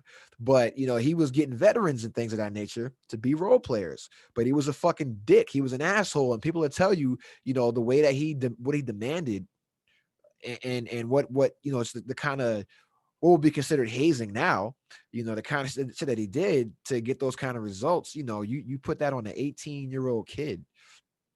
And it's not Michael Jordan, the guy that won one NBA championship, or he won 2 rings, or he won 3 rings, right? This is 6-ring Michael Jordan, 38-year-old Michael Jordan. And Michael Jordan was still balling. Do not get it twisted. Michael Jordan was still getting 20 a game. This is Michael Jordan, 38 years old, only 13 seasons because he took like 5 off, right? But yeah, man, this is Jordan, 6 rings, greatest of all time, coming back to the Washington Wizards. He's like a player, owner, coach, some weird shit, right? They draft Kwame Brown, who's 6'11", 270, young man, rookie, and around him, he's got Courtney Alexander. He's got Hubert Davis, who is most known for being a Knick, but now most known for being a coach in North Carolina and like bragging about having a white wife, which has nothing to do with nothing. But he was a mediocre 3-point shooter for the New York Knicks. People liked him though, man. But you got Richard Hamilton, and this is only his 2nd year, so young Richard Hamilton, not Rip Hamilton coming off a fucking screen, shooting that mid-range jumper, winning championships with the Pistons. Richard Hamilton. This is 2nd year in the league. Richard Hamilton. You got Brendan Haywood, who's a rookie. You got Popeye Jones, who's 8 years in. Popeye Jones, right? You got Michael Jordan. You got Christian Laettner, and not young Christian Laettner. This is 9 years in the league. Christian Laettner, who, by that time was just a role player on the way out. You got Tyronn Lue, who's most known for getting stepped over by Allen Iverson, right? But he's a great coach. But you got Tyronn Lue, only 3 years in. You got Tyrone Nesby. You got Bobby Simmons, who's a rookie. Etan Thomas, who's, awesome person, activist, author, speaker, and he I think, I don't know how long he was in the league for, but he was in the league for like a good, I want it's like 10 years, something, like a full career. You got Jahadi White from Georgetown. Everybody know who he is. And then you got Chris Whitney. You don't hear it, like, who's the most notable person on this team is Rip Hamilton, and he's only a 2nd year guy, because you got Christian Laettner, and that's when he was a high draft pick coming out of Duke, the same year as Shaq and Alonzo Mourning, I want to say. And when he didn't turn out to what everybody thought that he was going to be. And so you've got, they were, this was the rebrand from the Washington Bullets. And this, there's no Gilbert Arenas at this time. This is the most notable Bullets, the most notable Washington Bullets from like the Earl to Pearl days were like, God, Rex Chapman and shit. What's my man's name? I think Chauncey Billups had him too. No, you said Chris Webber, and Webber ain't there. Webber's on the Kings at this point. They don't have who's my man? Juwan Howard. He's not on there. Like, this not the Bullets. This ain't the Washington Bullets. All right. This ain't the Washington Bullets. You know what I'm saying? This is the Washington Wizards with all these just cast off players, bunch of young players and rookies. And you got Jordan there, 6-ring Michael Jordan, being 6-ring Michael Jordan on a bunch of fucking kids with no other veterans. Like, what veteran is going to like stand up to Jordan? Popeye Jones? Him? Hubert Davis from the Knicks, who got fucking destroyed by the Bulls every fucking year? Who? Christian Laettner?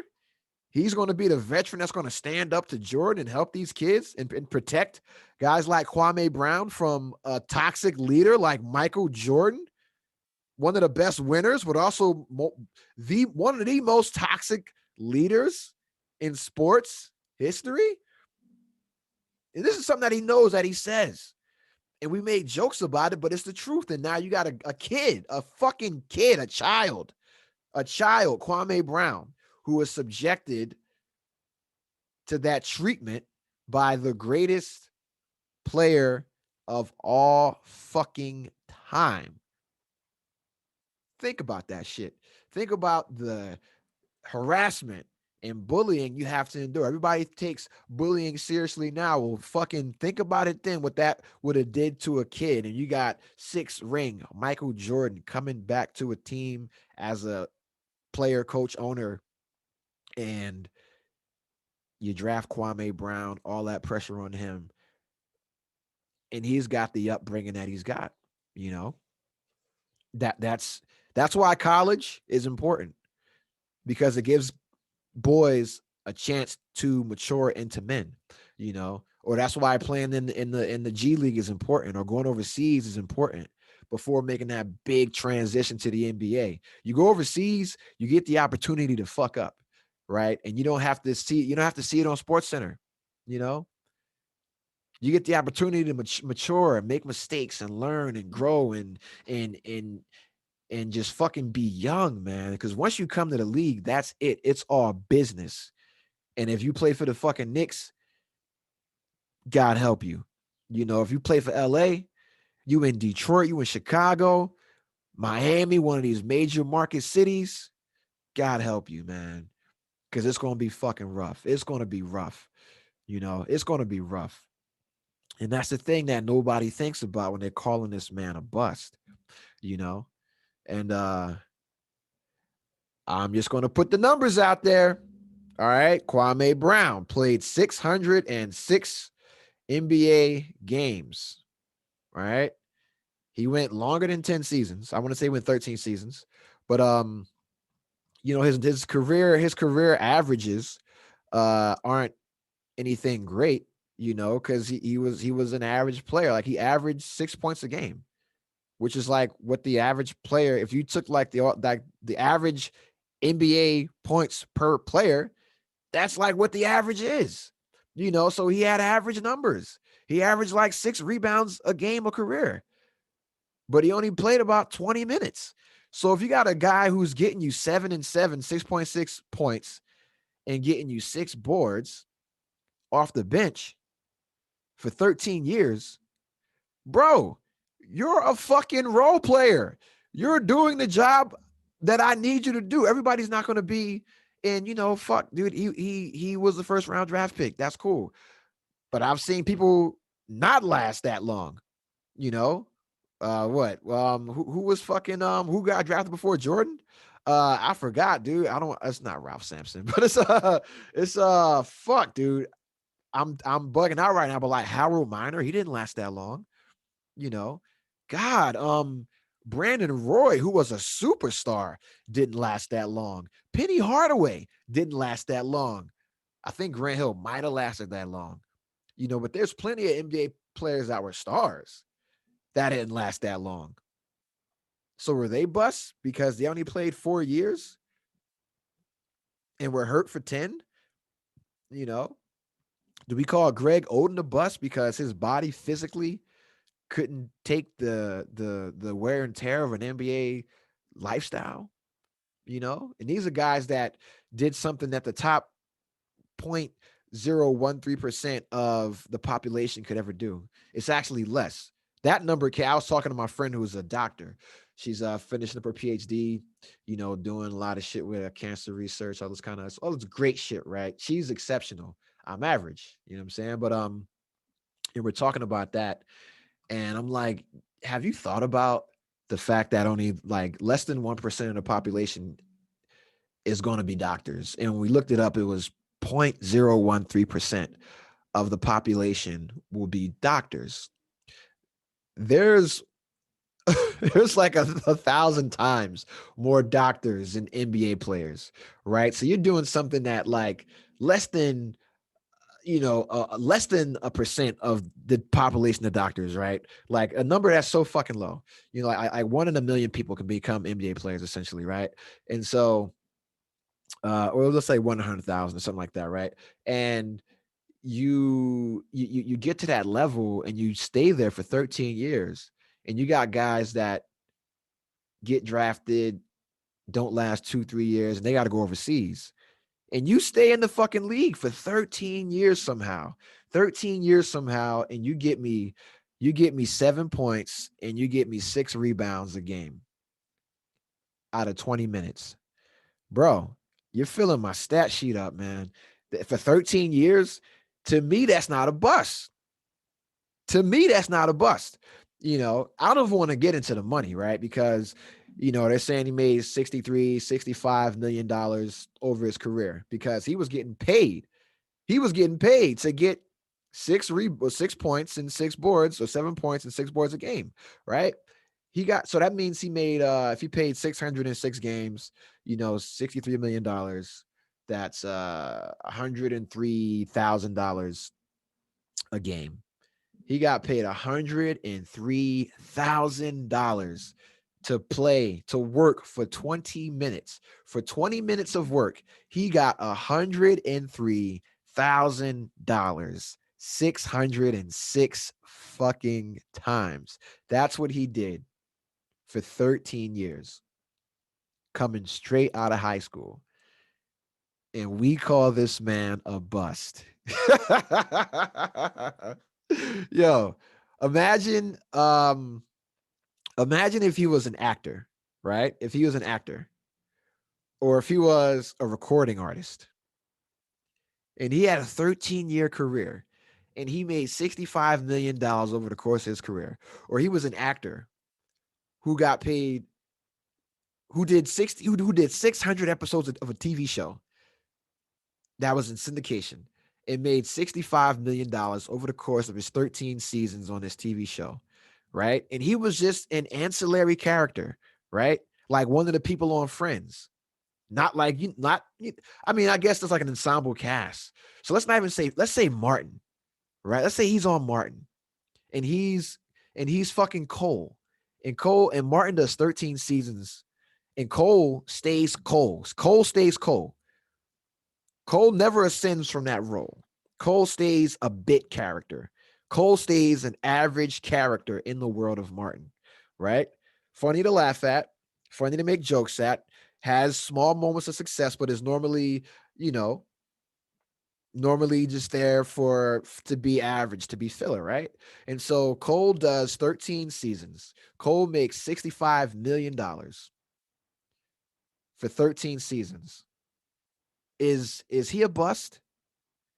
Is he a bust? He may not have did what we projected, but I mean, this shit's a gamble. So if you had a fucking stock, if you had a stock and you thought it was going to go to the moon, right? But it only made you $65 million over the course of 13 years. Is that a bust? That, that's not a bust to me. How can that be a bust? It may, you can say it's a draft pick that didn't pan out. We thought you were going to be a franchise player. You were a role player. He still lasted 13 fucking years in the league, being a role player. You can't be a bust if that, like, you would have to be out of the league in 2 years or 3 or 4, or never play a game or some shit like that. But if you play 606 games, you average, 7 points, 6 rebounds a game, 20 minutes off of the bench and you give me those numbers, you're not a bust. You're a fucking role player. You did your job. So you're average in the NBA. So you're a plumber, or you're an electrician, or you're a fucking an LPN. You know what I'm saying? Or you're a fucking cop. You know, you're a firefighter. That's what he is. An average NBA player who had an average career and made essentially average NBA money over 13 years. And we say that man's a bust because the draft lottery, it's a lottery. When you're drafting people, it's a lottery. They don't take that aspect into account. The lottery isn't just on the number. The lottery is the player itself. And that's what we forget. We're like, hey, man, if I picked you first, you got to score 25 points a game and get me 12 assists. That's not how the fucking lottery works, dipshit. Sometimes you win, sometimes you lose. Most times you fucking lose in the lottery. And if you look at the drafts, whether it's the NBA or it's baseball or it's hockey, the majority of players drafted are role players. They're utility players. They're average players. And then you have the diamonds that appear, whether they're a first round draft pick, you know, or they're the last guy picked. You can have a Peyton Manning or you can have a Tom Brady. You know, you can have a Rob Gronkowski. You can have a Shannon Sharp.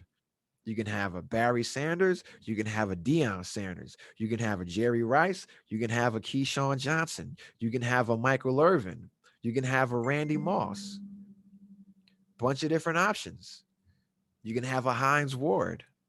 You can have a Julian Edelman, right? All different caliber players, all having different caliber careers, all have been average at some point, all have been above average or exceptional at some point, all have been below average at some point, you know? It's just a matter of timing. Where do you fall on that curve at that time? Life operates on a curve.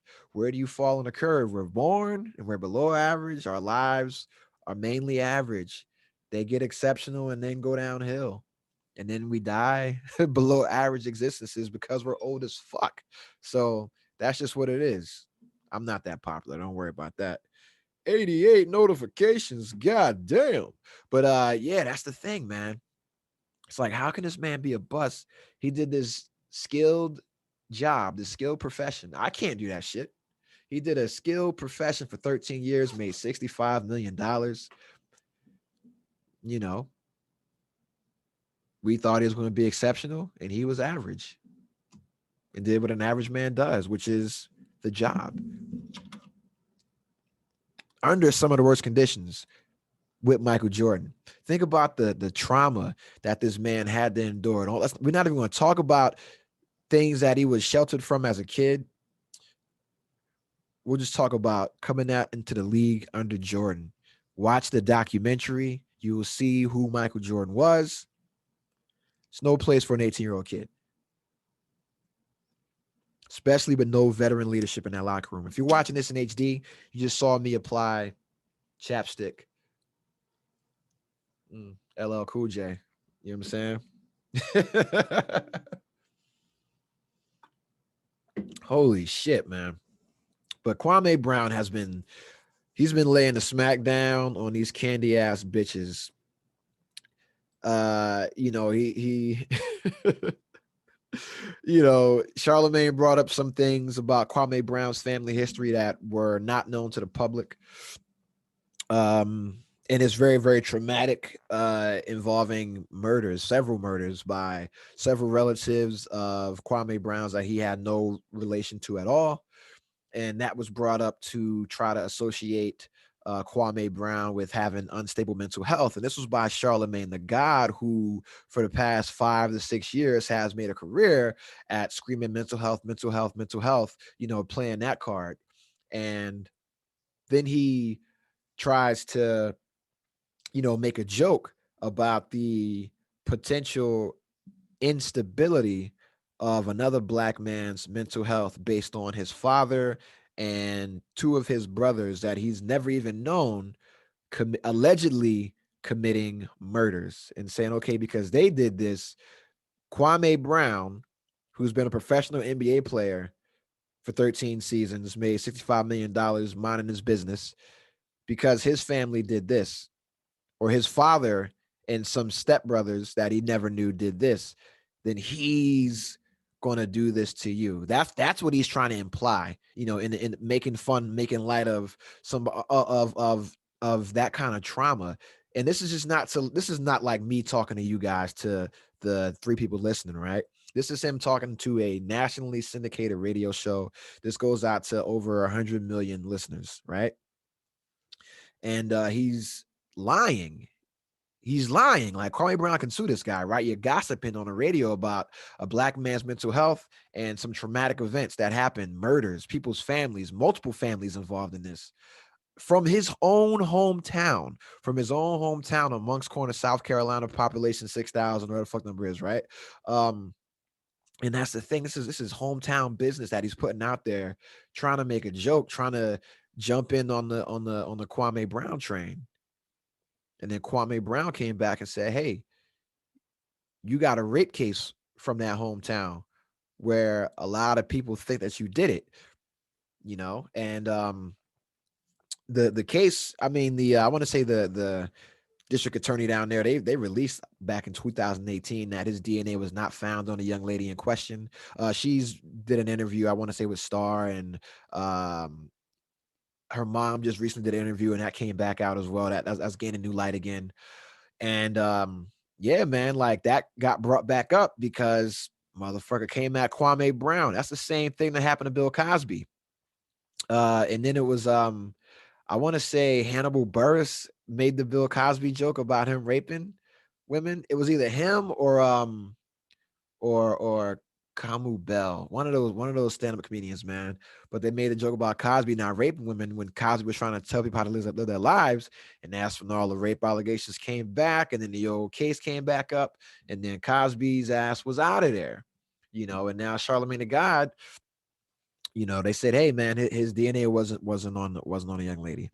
But he did plead guilty to endangering the welfare of a child, because it was the party that he was at, that he, I guess, brought her to, where alcohol was there. So, endangering the welfare of a minor. Not like a fucking sex case, nothing like that.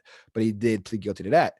And so that's why people are trying to say, well, you pled guilty to that, so that was a plea deal, and you did it, right? Not saying that she didn't face some kind of sexual assault at that party. But I mean, if we're going to believe, if we're going to listen to all victims or listen to all survivors, but then believe all proof, if the proof is saying, hey, his DNA wasn't found, then that's what we have to go off of. And then you can always say, oh, you can manipulate DNA or blah, blah, blah, blah, blah, because we've seen that shit happen to black folks being convicted of crimes they didn't commit. And there's always that as well, right? Then you get an independent review of the rape kit, or see if it was done properly. Then you can that's what needs to be done, if that's really what they're trying to do, and not shake down for some money. That's what it seems like right now. But that came back up because he came at Kwame Brown, and Kwame Brown has a platform. He's got about 100,000 subscribers right now on his YouTube channel, which was just him and his cell phone. And boom, he fucking went on there and then talked about that shit, talked about, DJ Envy trying to chime in and be the moral police when he had a kid outside his marriage and got caught cheating, had to do a public apology. And Kwame Brown, I want to say, is married. No, you never heard about him in the papers or doing no wild shit, except for just being an average basketball player. That's the worst thing that I've heard about him. And yeah, and then you got DJ Envy trying to talk shit about him, and he's like, yo, you had a kid outside your marriage and cheated on your wife and had to make a public apology about it. So there's that. Same thing with C to God. He only just recently became faithful. He was a public cheater on his wife, and then now, tries to promote the whole, righteous black man, doesn't respect the women, blah, blah, blah, blah, blah. But it's like, yo, you used to smell women's chairs, man. Like, yo, you were a wild boy. You know what I'm saying? So while we do appreciate you and your change and your growth and things like that, those things are always going to come back to haunt you. And so even though it's like, hey, you know, the analogy is like, you know, Detroit Red had to turn into Martin or turn into Malcolm. It's like, yeah, but there was like a time. There was more than 3 years. You can't just say because I was faithful for the past 4 years, I'm a faithful black man. Like, nigga, you cheated for 14 years. You got to even that shit out. You can't be, you know, you can't be what you think you are until you're that the majority of the time. So if you've been with somebody for 18 years, you've been faithful for, nigga, you got a long way to go before you can say I'm a faithful black man. The scale is still not tipped in your favor, bro. Sorry. You know what I'm saying? That's just what it is, you know. But yeah, man, you know, when that's just the chickens coming home to roost. That's why sometimes you gotta shut the fuck up, man. Like you're hearing, you know, a lot of black men in the media space now talk about the unity and the solidarity that we need. And yeah, we do, because if we had that, then you wouldn't see shit like this happening. You know, if we had unity and solidarity in the community, period, we wouldn't have rap beef like that. You know, it's like, yo, we all do the same thing. We all come from the same place. We all trying to get a better future for our family. It's 7 billion people in the world, bro. There's enough listeners. You don't got to fight for an audience. All they want to do is listen. You know, you don't got to be any, like your death doesn't got to be anybody's entertainment, man. Your downfall doesn't got to be anybody's on demand. You know, you don't want somebody liking, sharing, and subscribing to, you know, your fucking demise. And that's what's going on. But it's like, yo, bro, it's insane. It's fucking insane. It's insane. It's insane. But yeah, man, chickens coming home to fucking roost. And if we have more solidarity, more unity in the community, then this shit wouldn't happen, man, because it would be a phone call. It'd be something handled in house. You know, you wouldn't try to air out your dirty laundry because you would consider that man your brother. If that man's your brother, you don't air him out. You are your brother's keeper. You are your sister's keeper. All right. And because we look at everybody as competition, not as comrades, you know, that's why we try to do shit like that to you know, hinder their progress instead of help them. Not thinking that when I get to this obstacle, I can use his help. You know, I pulled him up over this fucking wall, and now we got a bigger wall that I can't climb by myself, but he can push me to the top and I can reach back down and grab him. You know, if you don't help that motherfucker, you're not going to get past that next wall, you know, because he can be the guy that recruits that next person to come help you. Or he can be that guy to help that teaches you how to get over that wall because he's seen that wall before. But you ain't seen that wall before. And that's what it is, man. We got to be comrades. We can't be competition all the time. You know, you can't be competition all the time. You got to build that camaraderie.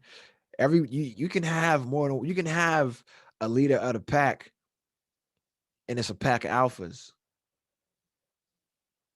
because that means at any point, any one of those alphas can step up and lead the pack, and that's what you want. You want your pack to be dynamic, to be fluid. You know what I'm saying? Like Jay-Z said, if every nigga in your clique is rich, then your clique is rugged. You know what I'm saying? Nobody will fall because everybody's each other's crutches. Sean Carter. And that's what I'm talking about, man. Like, we got to get the camaraderie. If we had this shit, Joe Button wouldn't have fired Rory and Maul because he would have been able to go to one of his other comrades in the game. He'd have been he could have went to a Charlemagne and asked Charlemagne, you know, how he dealt with Andrew Schultz when Andrew Schultz started his own podcast, you know, and started his own podcast network and was branching off and doing his own thing. And eclipsing from out the shadow of Charlemagne the God, right? He could have asked him that, you know. He could have talked to Nori, you know. If Combat Jack was alive, he could have, you know, called to him. Or he could have called to some people in radio. But the problem is that Joe is so independent, so anti-establishment. You know, he burns a lot of bridges and stops a lot of relationships from even being able to happen. Because if people see other people don't like you, they not gonna fuck with you because you can stain them just by them being around you. Your stench can get on them a little bit, you know. But that's just what it is, man. That's just some life shit, bro. You know, and in life we make choices who we associate with, and hey, man, you know, shout out to everybody doing their thing. But you know, this shit wouldn't happen if we had camaraderie amongst the men in the community, camaraderie amongst the kings, man. Camaraderie amongst the kings, camaraderie amongst the kings. All right. But what's the definition of success? You know, we talked about what's a bust. What's success? I mean, is making $50,000 a year and making every one of your kids' football games a success? Sounds like that to me, you know, because I know motherfuckers that make seven figures and they ain't there for shit, you know, because they don't play in the city that their kids live in. And they can't, they're not with the kids during the season. And then during the off season, you got all the promotional fucking obligations and the travel and all this other shit. And then you got the fucking training camp back over again. You know, I know people that make seven figures haven't seen their kids 7 times in a year. But we look at that person and say they're successful because they made it to the NFL. You know, they made a Pro Bowl. You know, we look at that doctor,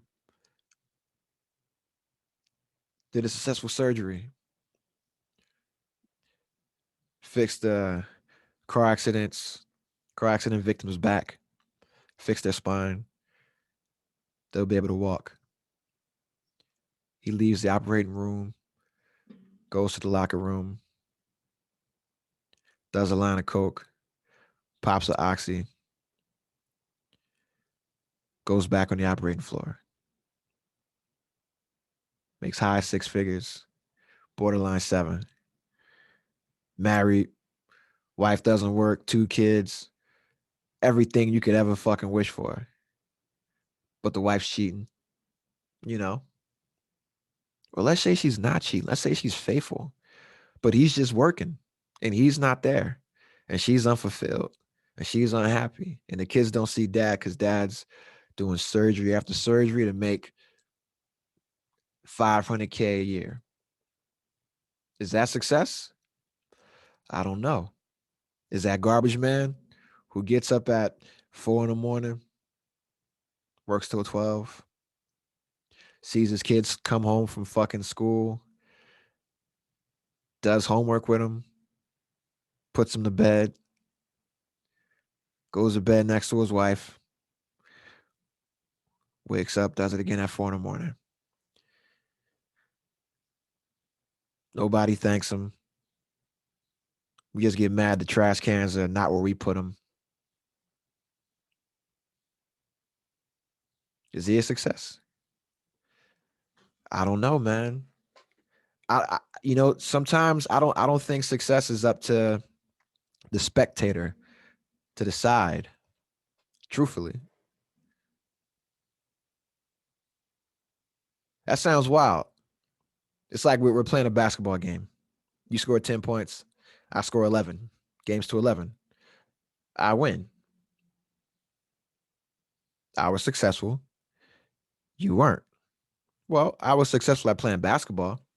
I successfully scored 10 points. You scored 11. The other people that played you only scored 3 points. What if we looked at life like that?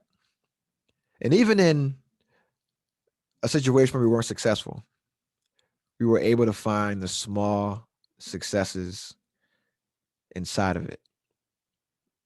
You know, you can say you're finding a silver lining in a dark cloud. Um, or, you're accentuating the positive, eliminating the negative.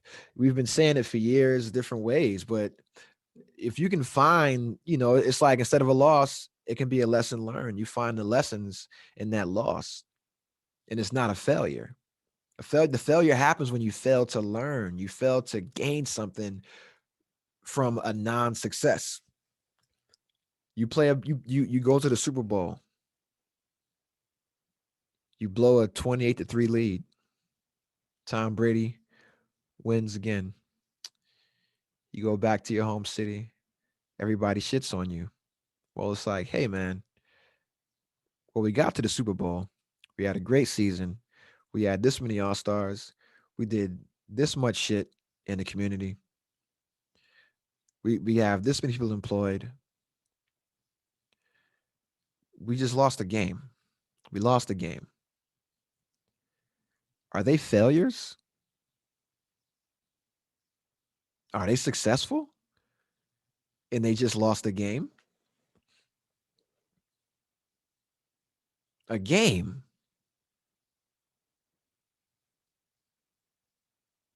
What is success? What's a bust? It's fluid, kind of like gender. I guess, you know, it's it's it's a dynamic thing. And this is something that I think about all the time. It's like what I think it's up to us to determine what is success. Are we happy? That's how I measure my success. Am I happy with what I'm doing? Am I happy with what I have done? Does this thing that I want to do in the future make me happy? Or will it make me happy? How will it affect my happiness? That's how I measure success now is happiness. Is am I happy doing this? You know?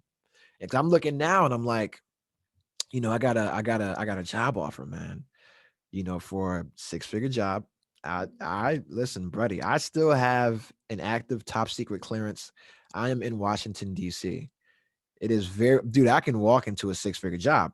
It's easy, you know. Um, would that make me happy? I would make twice as much money starting off as I do now, right? Um, I would have 30 days vacation. I mean, I get benefits, but I already have benefits. I'm a retiree, right? So I would just get the salary and I would get twice the salary and like 10 times, 100 times the responsibility for twice the salary. And I'm like, okay, what do I do now? I go to college. I watch my daughter. I do a podcast. I don't even record music because I just got here and I don't fucking know shit, right? And I don't feel as COVID, so you can't like meet new people yet, right? So yeah, so like I'm not even recording music right now. I'm just doing a podcast. I'm like writing a lot.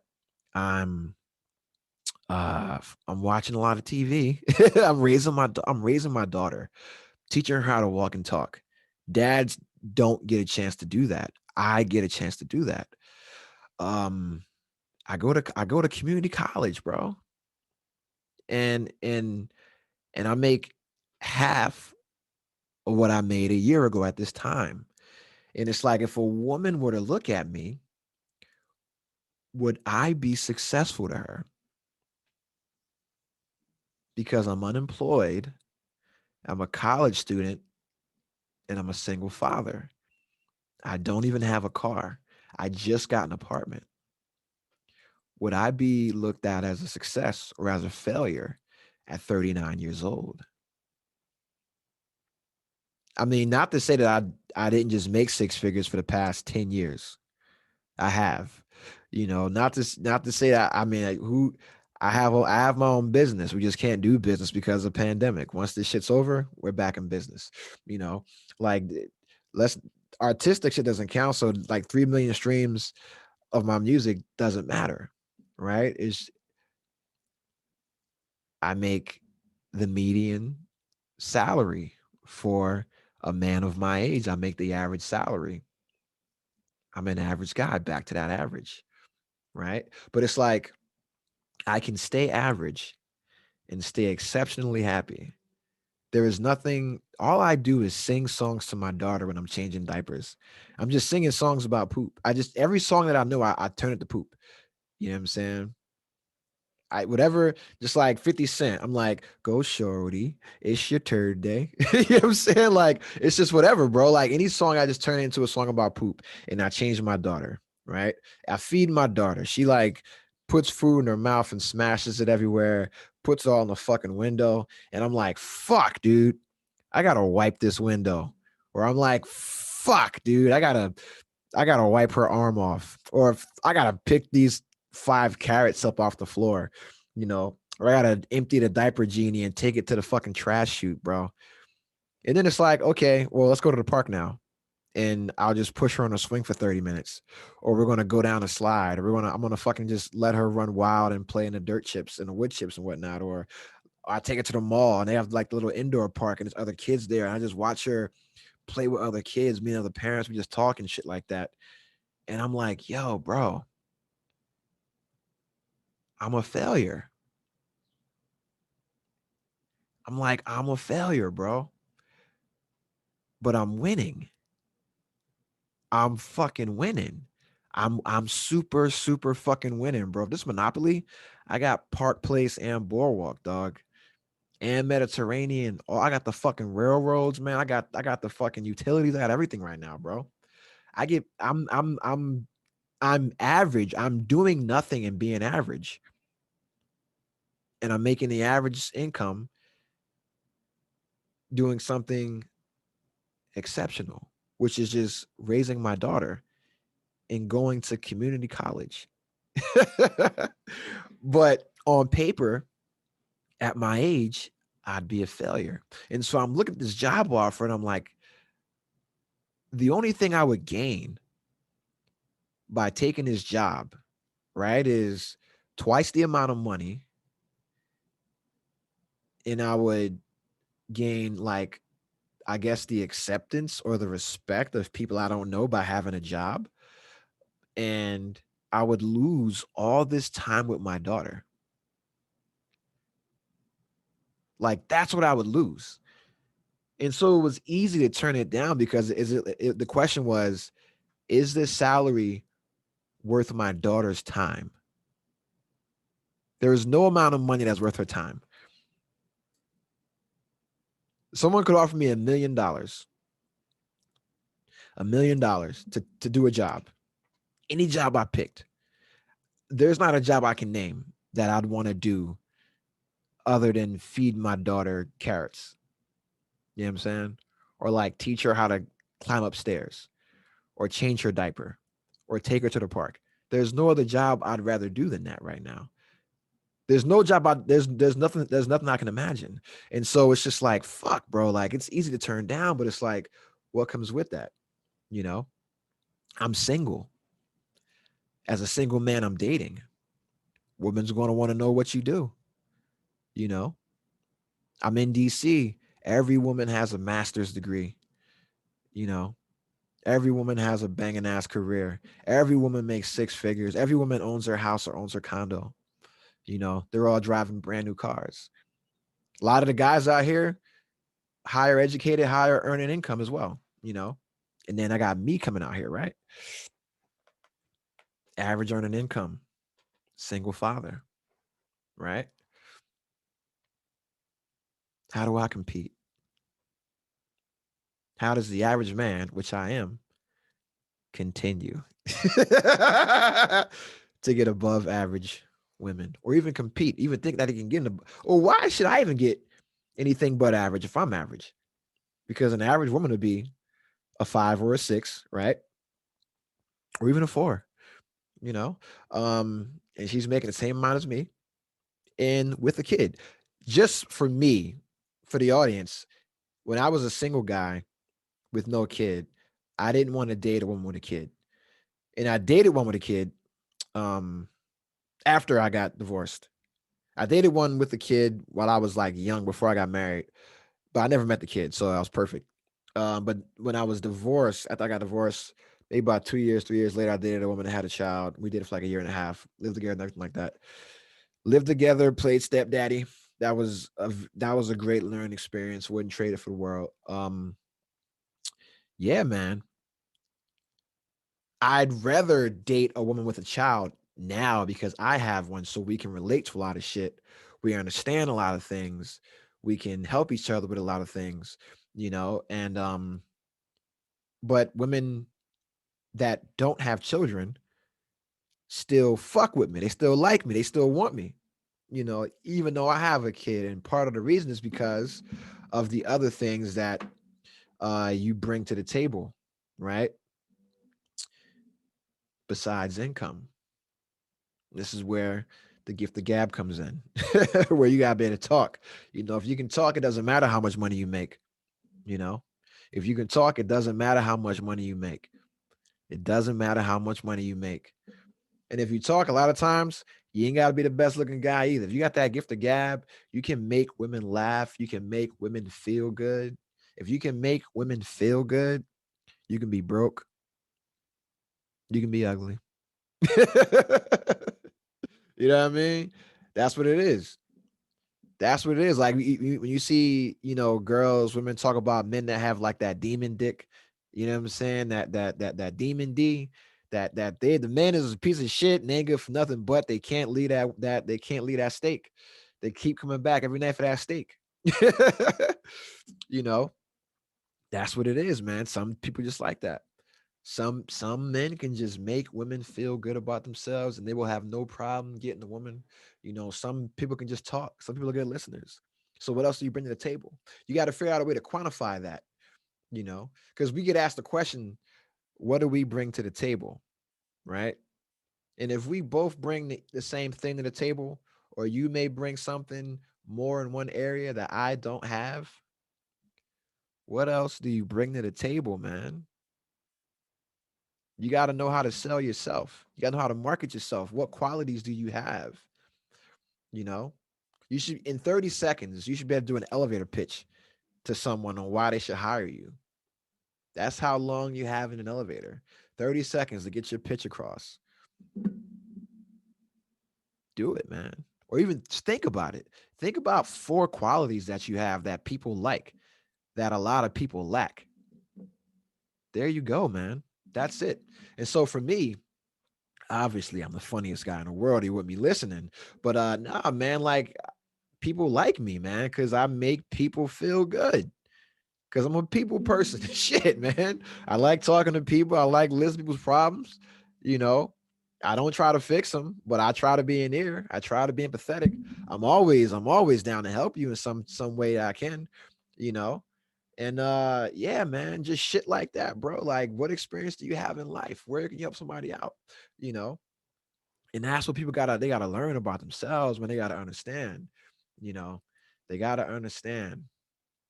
They gotta understand. And that's why this shit is so funny, man. That's why like dating is funny as a average guy, as an average earning guy. What makes you above average? What makes you other than ordinary? Because you can be ordinary, you can be extraordinary. So what makes you extraordinary in these other areas? You know what I'm saying? What makes you extraordinary in these other areas? That's for you to develop. Develop your character. I told you, man, life is a fucking RPG. Play to fucking win.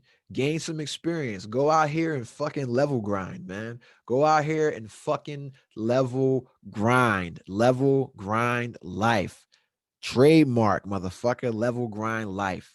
That's what the fuck this shit is about, man. Kwame Brown. Fucking level grinded life in the NBA for 13 fucking years. 65 million goddamn dollars. Retired, chilling. He was just doing like an interview, and it wasn't even an interview, it was like a conversation with Judge Joe Brown on his on his web channel today, his YouTube channel. And they were just talking about all type of stuff, man. And I didn't know Judge Joe Brown had it in or had any issues with Charlemagne in the Breakfast Club, but apparently he does. And he had a lot of good points. And one of the points that he made was about just how uh it's hard to be a straight black man today, you know, or it's hard to be a straight presenting black man today, or it's just hard to be a black man today, period, when you don't go along with what everybody else is doing, and shit. We can talk about uh tolerance and acceptance again, man. We can talk about tolerance and acceptance again. Like I'm in community college, right? One of the things we got to do in class is an introduction. They wanted us to use the pronouns that we prefer to be called. And I want to say what Jordan Peterson from Canada is famous for this, for refusing to acknowledge pronouns. Um, and I gotta agree with him, man. And this was what they were talking about. And I'm like, and I'm in community college. I'm doing my introduction, and they're like, you got to say what pronouns you want to be acknowledged as. I'm like, you can acknowledge me as my name, Torian. You can call me TJ. If you want me to have pronouns, it can be that dude. You know what I'm saying? That dude, the dude. Shout out to fucking Big Lebowski, man. Somebody trying to bust in the door, catch a hot one.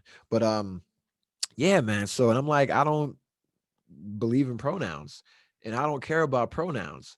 Whatever you want to identify as, you can. And I respect that. And in most cases, I'll acknowledge it. If you want to be called she or he or they or us or whatever, yo, I'm probably going to call you by your name because that's the easiest thing. And if I don't know who you are and I don't know your pronoun because we don't wear it on our fucking shirt, I'm just going to say, yo, what's up? Or hey, or I'll probably call you dude because everybody's a fucking dude, right? And so, yeah, and I'm like, yo, I don't. You can use the pronouns. I don't care about the pronouns. I'm not going to label myself as cisgender. I'm what I am. I came out of my mama's womb as what I am. I don't need to be labeled anything else other than that. If you choose to identify as whatever you choose to identify and label yourself, that is fine. And if that's how you want to be addressed, I will address you as such. But I do not need to be addressed in such a manner. I do not choose to be addressed in such a manner. The end. That's it. And we're to the point now where you can't even say that. You can't even say you can have yours, but I'm good over here. I don't need it. You can't even say that. All right. Because now we going from tolerance into totalitarianism or some shit, man. I'm fucking tyranny or some shit, bro. It's like, yo, bro, you can have your beliefs, you know, you can have your beliefs, but I still have mine over here. Let me chill. I'm not telling you can't do you, but let me do me. And that's all I'm saying. I'm saying I don't need pronouns. Call me by my name. That's my pronoun. That's a proper noun. You know what I mean? I don't need a pronoun. The dude, that dude, the end. You know what I'm saying? You can call me Torian, you can call me Torian Meacham, you can call me TJ. You can call me the host of Cognac Stories, the #1 podcast for watched adults, ages 35 to 44. You know what I'm saying? But yo, I don't need a pronoun. And that's where we're at. They're having a conversation about that. And it was very good. But yeah, man. Life is fucking crazy, bro. And it's like, what's successful? What's successful? Turning down a job because I took a job for more money and not been happy. Kwame Brown, 13 years in the league, $103,000 per game for 20 minutes of work. And we're saying he's a bust. It's insane, man. And then Charlemagne the God, mental health advocate, 2 books about mental health. Mental health makes light of Kwame Brown's traumatic youth and upbringing that he was shielded from. Went on air, made a public apology. Kwame Brown said, fuck your apology. Suck. Fuck out of here. You know what I'm saying? But and then Joe Button, he's in the hot seat as well because besides firing Rory and Maul, Olivia Dope, who used to be on the See the Thing Is podcast with Mandy B and God damn it, I just forgot her name. Beautiful, beautiful young lady. I forgot her name. I'm gonna fucking remember it. I'm gonna remember it. I gotta pull it up. But she's a singer and she's very talented. And I forgot her fucking name. I was just looking at it. But she was on that podcast and then she abruptly left. I didn't know why. People didn't know why. And then it came out because Joe Budden was on an episode and made an inappropriate joke to her or an inappropriate gesture or some. I haven't seen it. Made some fucked up conduct, and people. I mean, our people were there. The two co-hosts and Rory and Maul were there, and that's why she left the podcast. And this came out, and she's not pressing charges or anything. Or I guess they had a lawyer talk. Who knows yet, right? But yeah, man, and that came out, and then it's like, yo, bro, you gotta chill, man. When we're saying transparency, and we're talking about rights, and we're talking about this and that, and respect, and this, that, and the third, and you get caught out there for sexually harassing your coworkers or sexual misconduct on your employees. And because of that, he just lost the Cash App deal. The Joe Budden podcast is no longer sponsored by Cash App. That was a $600,000 per year deal that they lost because of sexual misconduct allegations. He apologized for his conduct. So when you do that, that's an admission of guilt. As soon as you do that, sponsor is dipping. Boom, they out of there. Right. So yeah, you already admitted. I mean, it's on tape, so you gotta admit the guilt, right? But yeah, man, you just lost 600 grand for the pod. And now I don't who's gonna come near you now? You're toxic now. You're self-imploded. You fired your two co-hosts who were your ride or die, who were your dogs, who they just didn't know the game. They just were uneducated. The same shit that you went through in your rap career is the same shit that Rory and Maul just endured in their podcast career. They were in a deal that they didn't understand with somebody that they trusted. Shit got crazy. They did what they thought was the best answer, and they got them fucked, and they got fired, and they lost potentially losing friends over it. But now they're bouncing back. But yeah, lost the spot, lost the the Cash App deal, 600 grand out of there. But I'm still subscribed to the Patreon. Hopefully the Patreon numbers are doing good. I mean, I'm a Joe Budden fan. I just hate to see him doing shit like this. It makes it hard to fucking root for the guy. But, much success to you, man. Much success to you. Rory and Maul just released a clip for a potential Rory and Maul podcast or whatever it is that they might do. They have a YouTube channel. They got about 300,000 views on the video. I want to say their explanation of their termination, the decision, essentially, that got about on the downloads, paid downloads. I want to say it might have been like 300K, maybe. It did like 600, 700K on the illegal streams that they re-uploaded on YouTube and shit. But yeah, they I think they might have did like 300K on a download for $2 a piece, 600K. Break that down. That's a nice flip. That's a nice flip, And then, they did a skit that kind of, made light of their termination and them finding a new job. And what's crazy? Holy shit. I'm going to tell you right now. What would be the wildest shit would be if they got Rory and Maul to host Everyday Struggle at Complex, or if Complex gave Rory and Maul a show that was like Everyday Struggle, where they just comment on shit just like that. Because I'm like, I don't know if Rory and Maul could carry a podcast, but if you give them just a reaction show, kind of how Complex gave Diva Samaro, if you give them a show like that, where they're just reacting to stuff, we're just talking about topics, or they have guests and they're just talking to guests, they could fucking thrive in that kind of role. So you put them on an Everyday Struggle type show, and it's just them just commentating on the culture, and Maul can stay the cool guy in that role. And Maul is the cool guy. Maul can still be the cool guy. Rory can still be the industry guy, still have his fucking industry relationships, and they can still comment on shit, do whatever. That would be a big move. I think if I was Complex Media to get back at Joe, I would give Rory and Maul a show. If I was anybody out there, I gave Rory and Maul a show.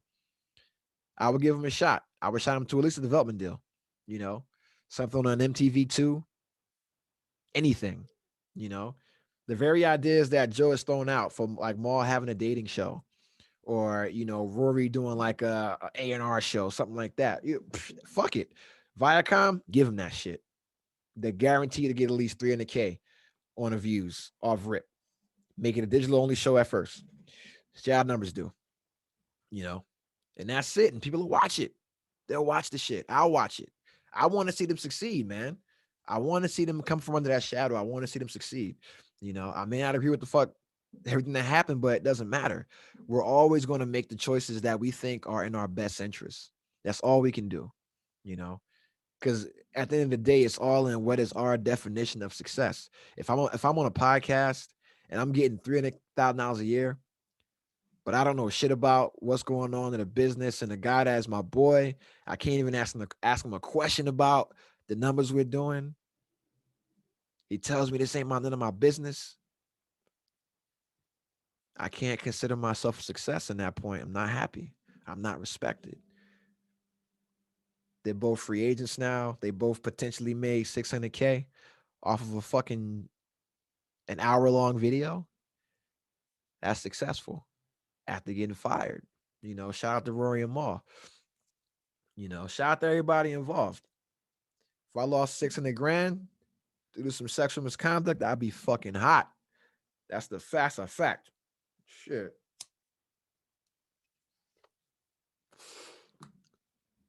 My damn phone blowing the fuck up right now, man. Like I'm never popular when I want to be popular. Like on a holiday. You know what I'm saying? Shout out to myself. Shout out to myself, man, because you know, ladies love me. Like I'm cool, J. But yeah, man, this whole shit is crazy, man. This whole shit is crazy, bro.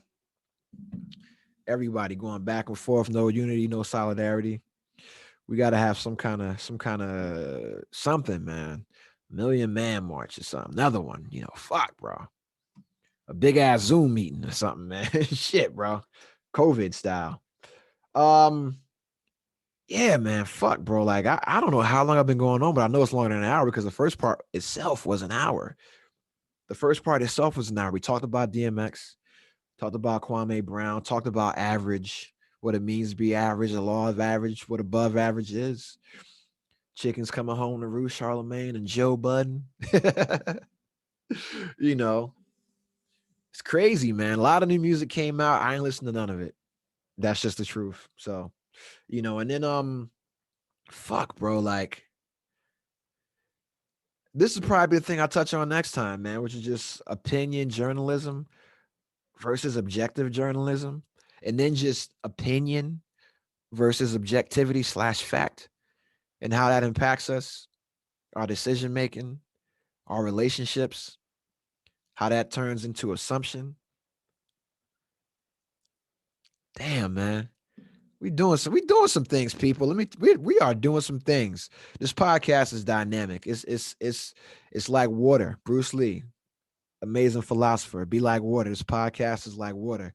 Shout out to Anderson Silva. Uh fuck, man. Shout out to my dad, bro. Shout out to Bruce Booker, man. He doesn't watch the podcast. He's not going to see this, but shout out to you, bro. You did a good job. I turned out pretty fucking well, if I do say so myself. All right. Shout out to you. Who else, man? I don't got shows to say. I'm gonna tap back into all my classes over. I'm about to tap back into class real quick. But yeah, man. This will be out in an hour. I love you guys, man. It's Memorial Day weekend. I'm sitting here in my room, a green screen behind me, mini podcast studio set up for the last time. I'm building a podcast studio in my apartment next week, so I'll do a podcast. Oh shit! So next week will be from here.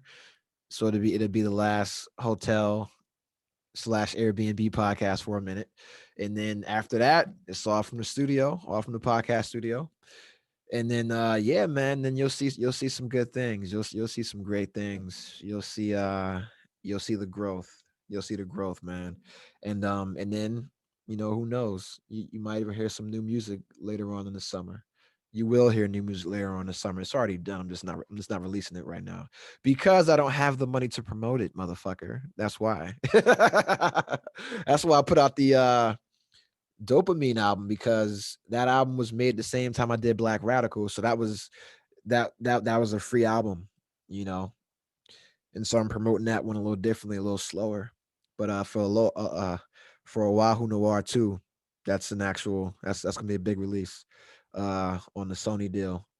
So there'll be a lot of money behind that, a lot of promotion behind that. So I'm just waiting to stack my paper because I'm back in the average section now. So I got to wait like 2 months. Got to save money so I can pay for promotion because PR ain't cheap. Radio campaigns ain't cheap. Getting your record service to DJs ain't cheap. All right. That's just the thing, man. You know, God damn. Shout out to the taxpayers, bro. Shout out to the taxpayers. I love you guys, man. I love you guys.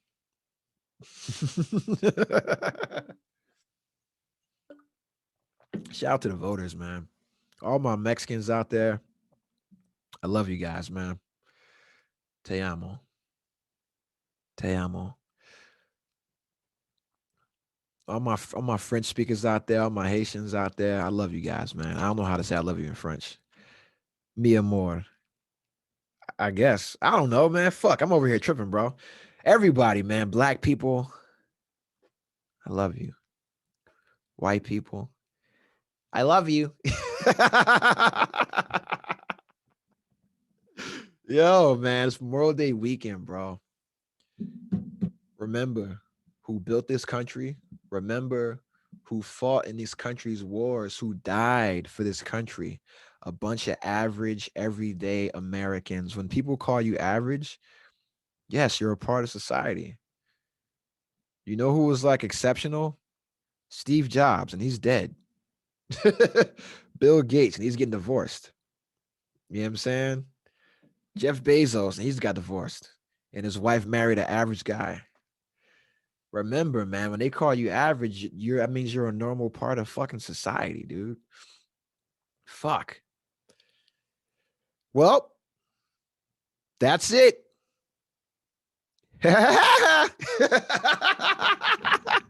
Fucking Woody Woodpecker, man. Shit. What the motherfucking Porky Pig? We. That's all, folks. Nah, man. Let me stop playing. Let me stop playing. All right, as we do all the time. Listen. Today, this week, in Memorial Day weekend, go to one of your average friends, average coworkers, average neighbors, average loved ones, average family members. Tell them that you love their average ass. All right.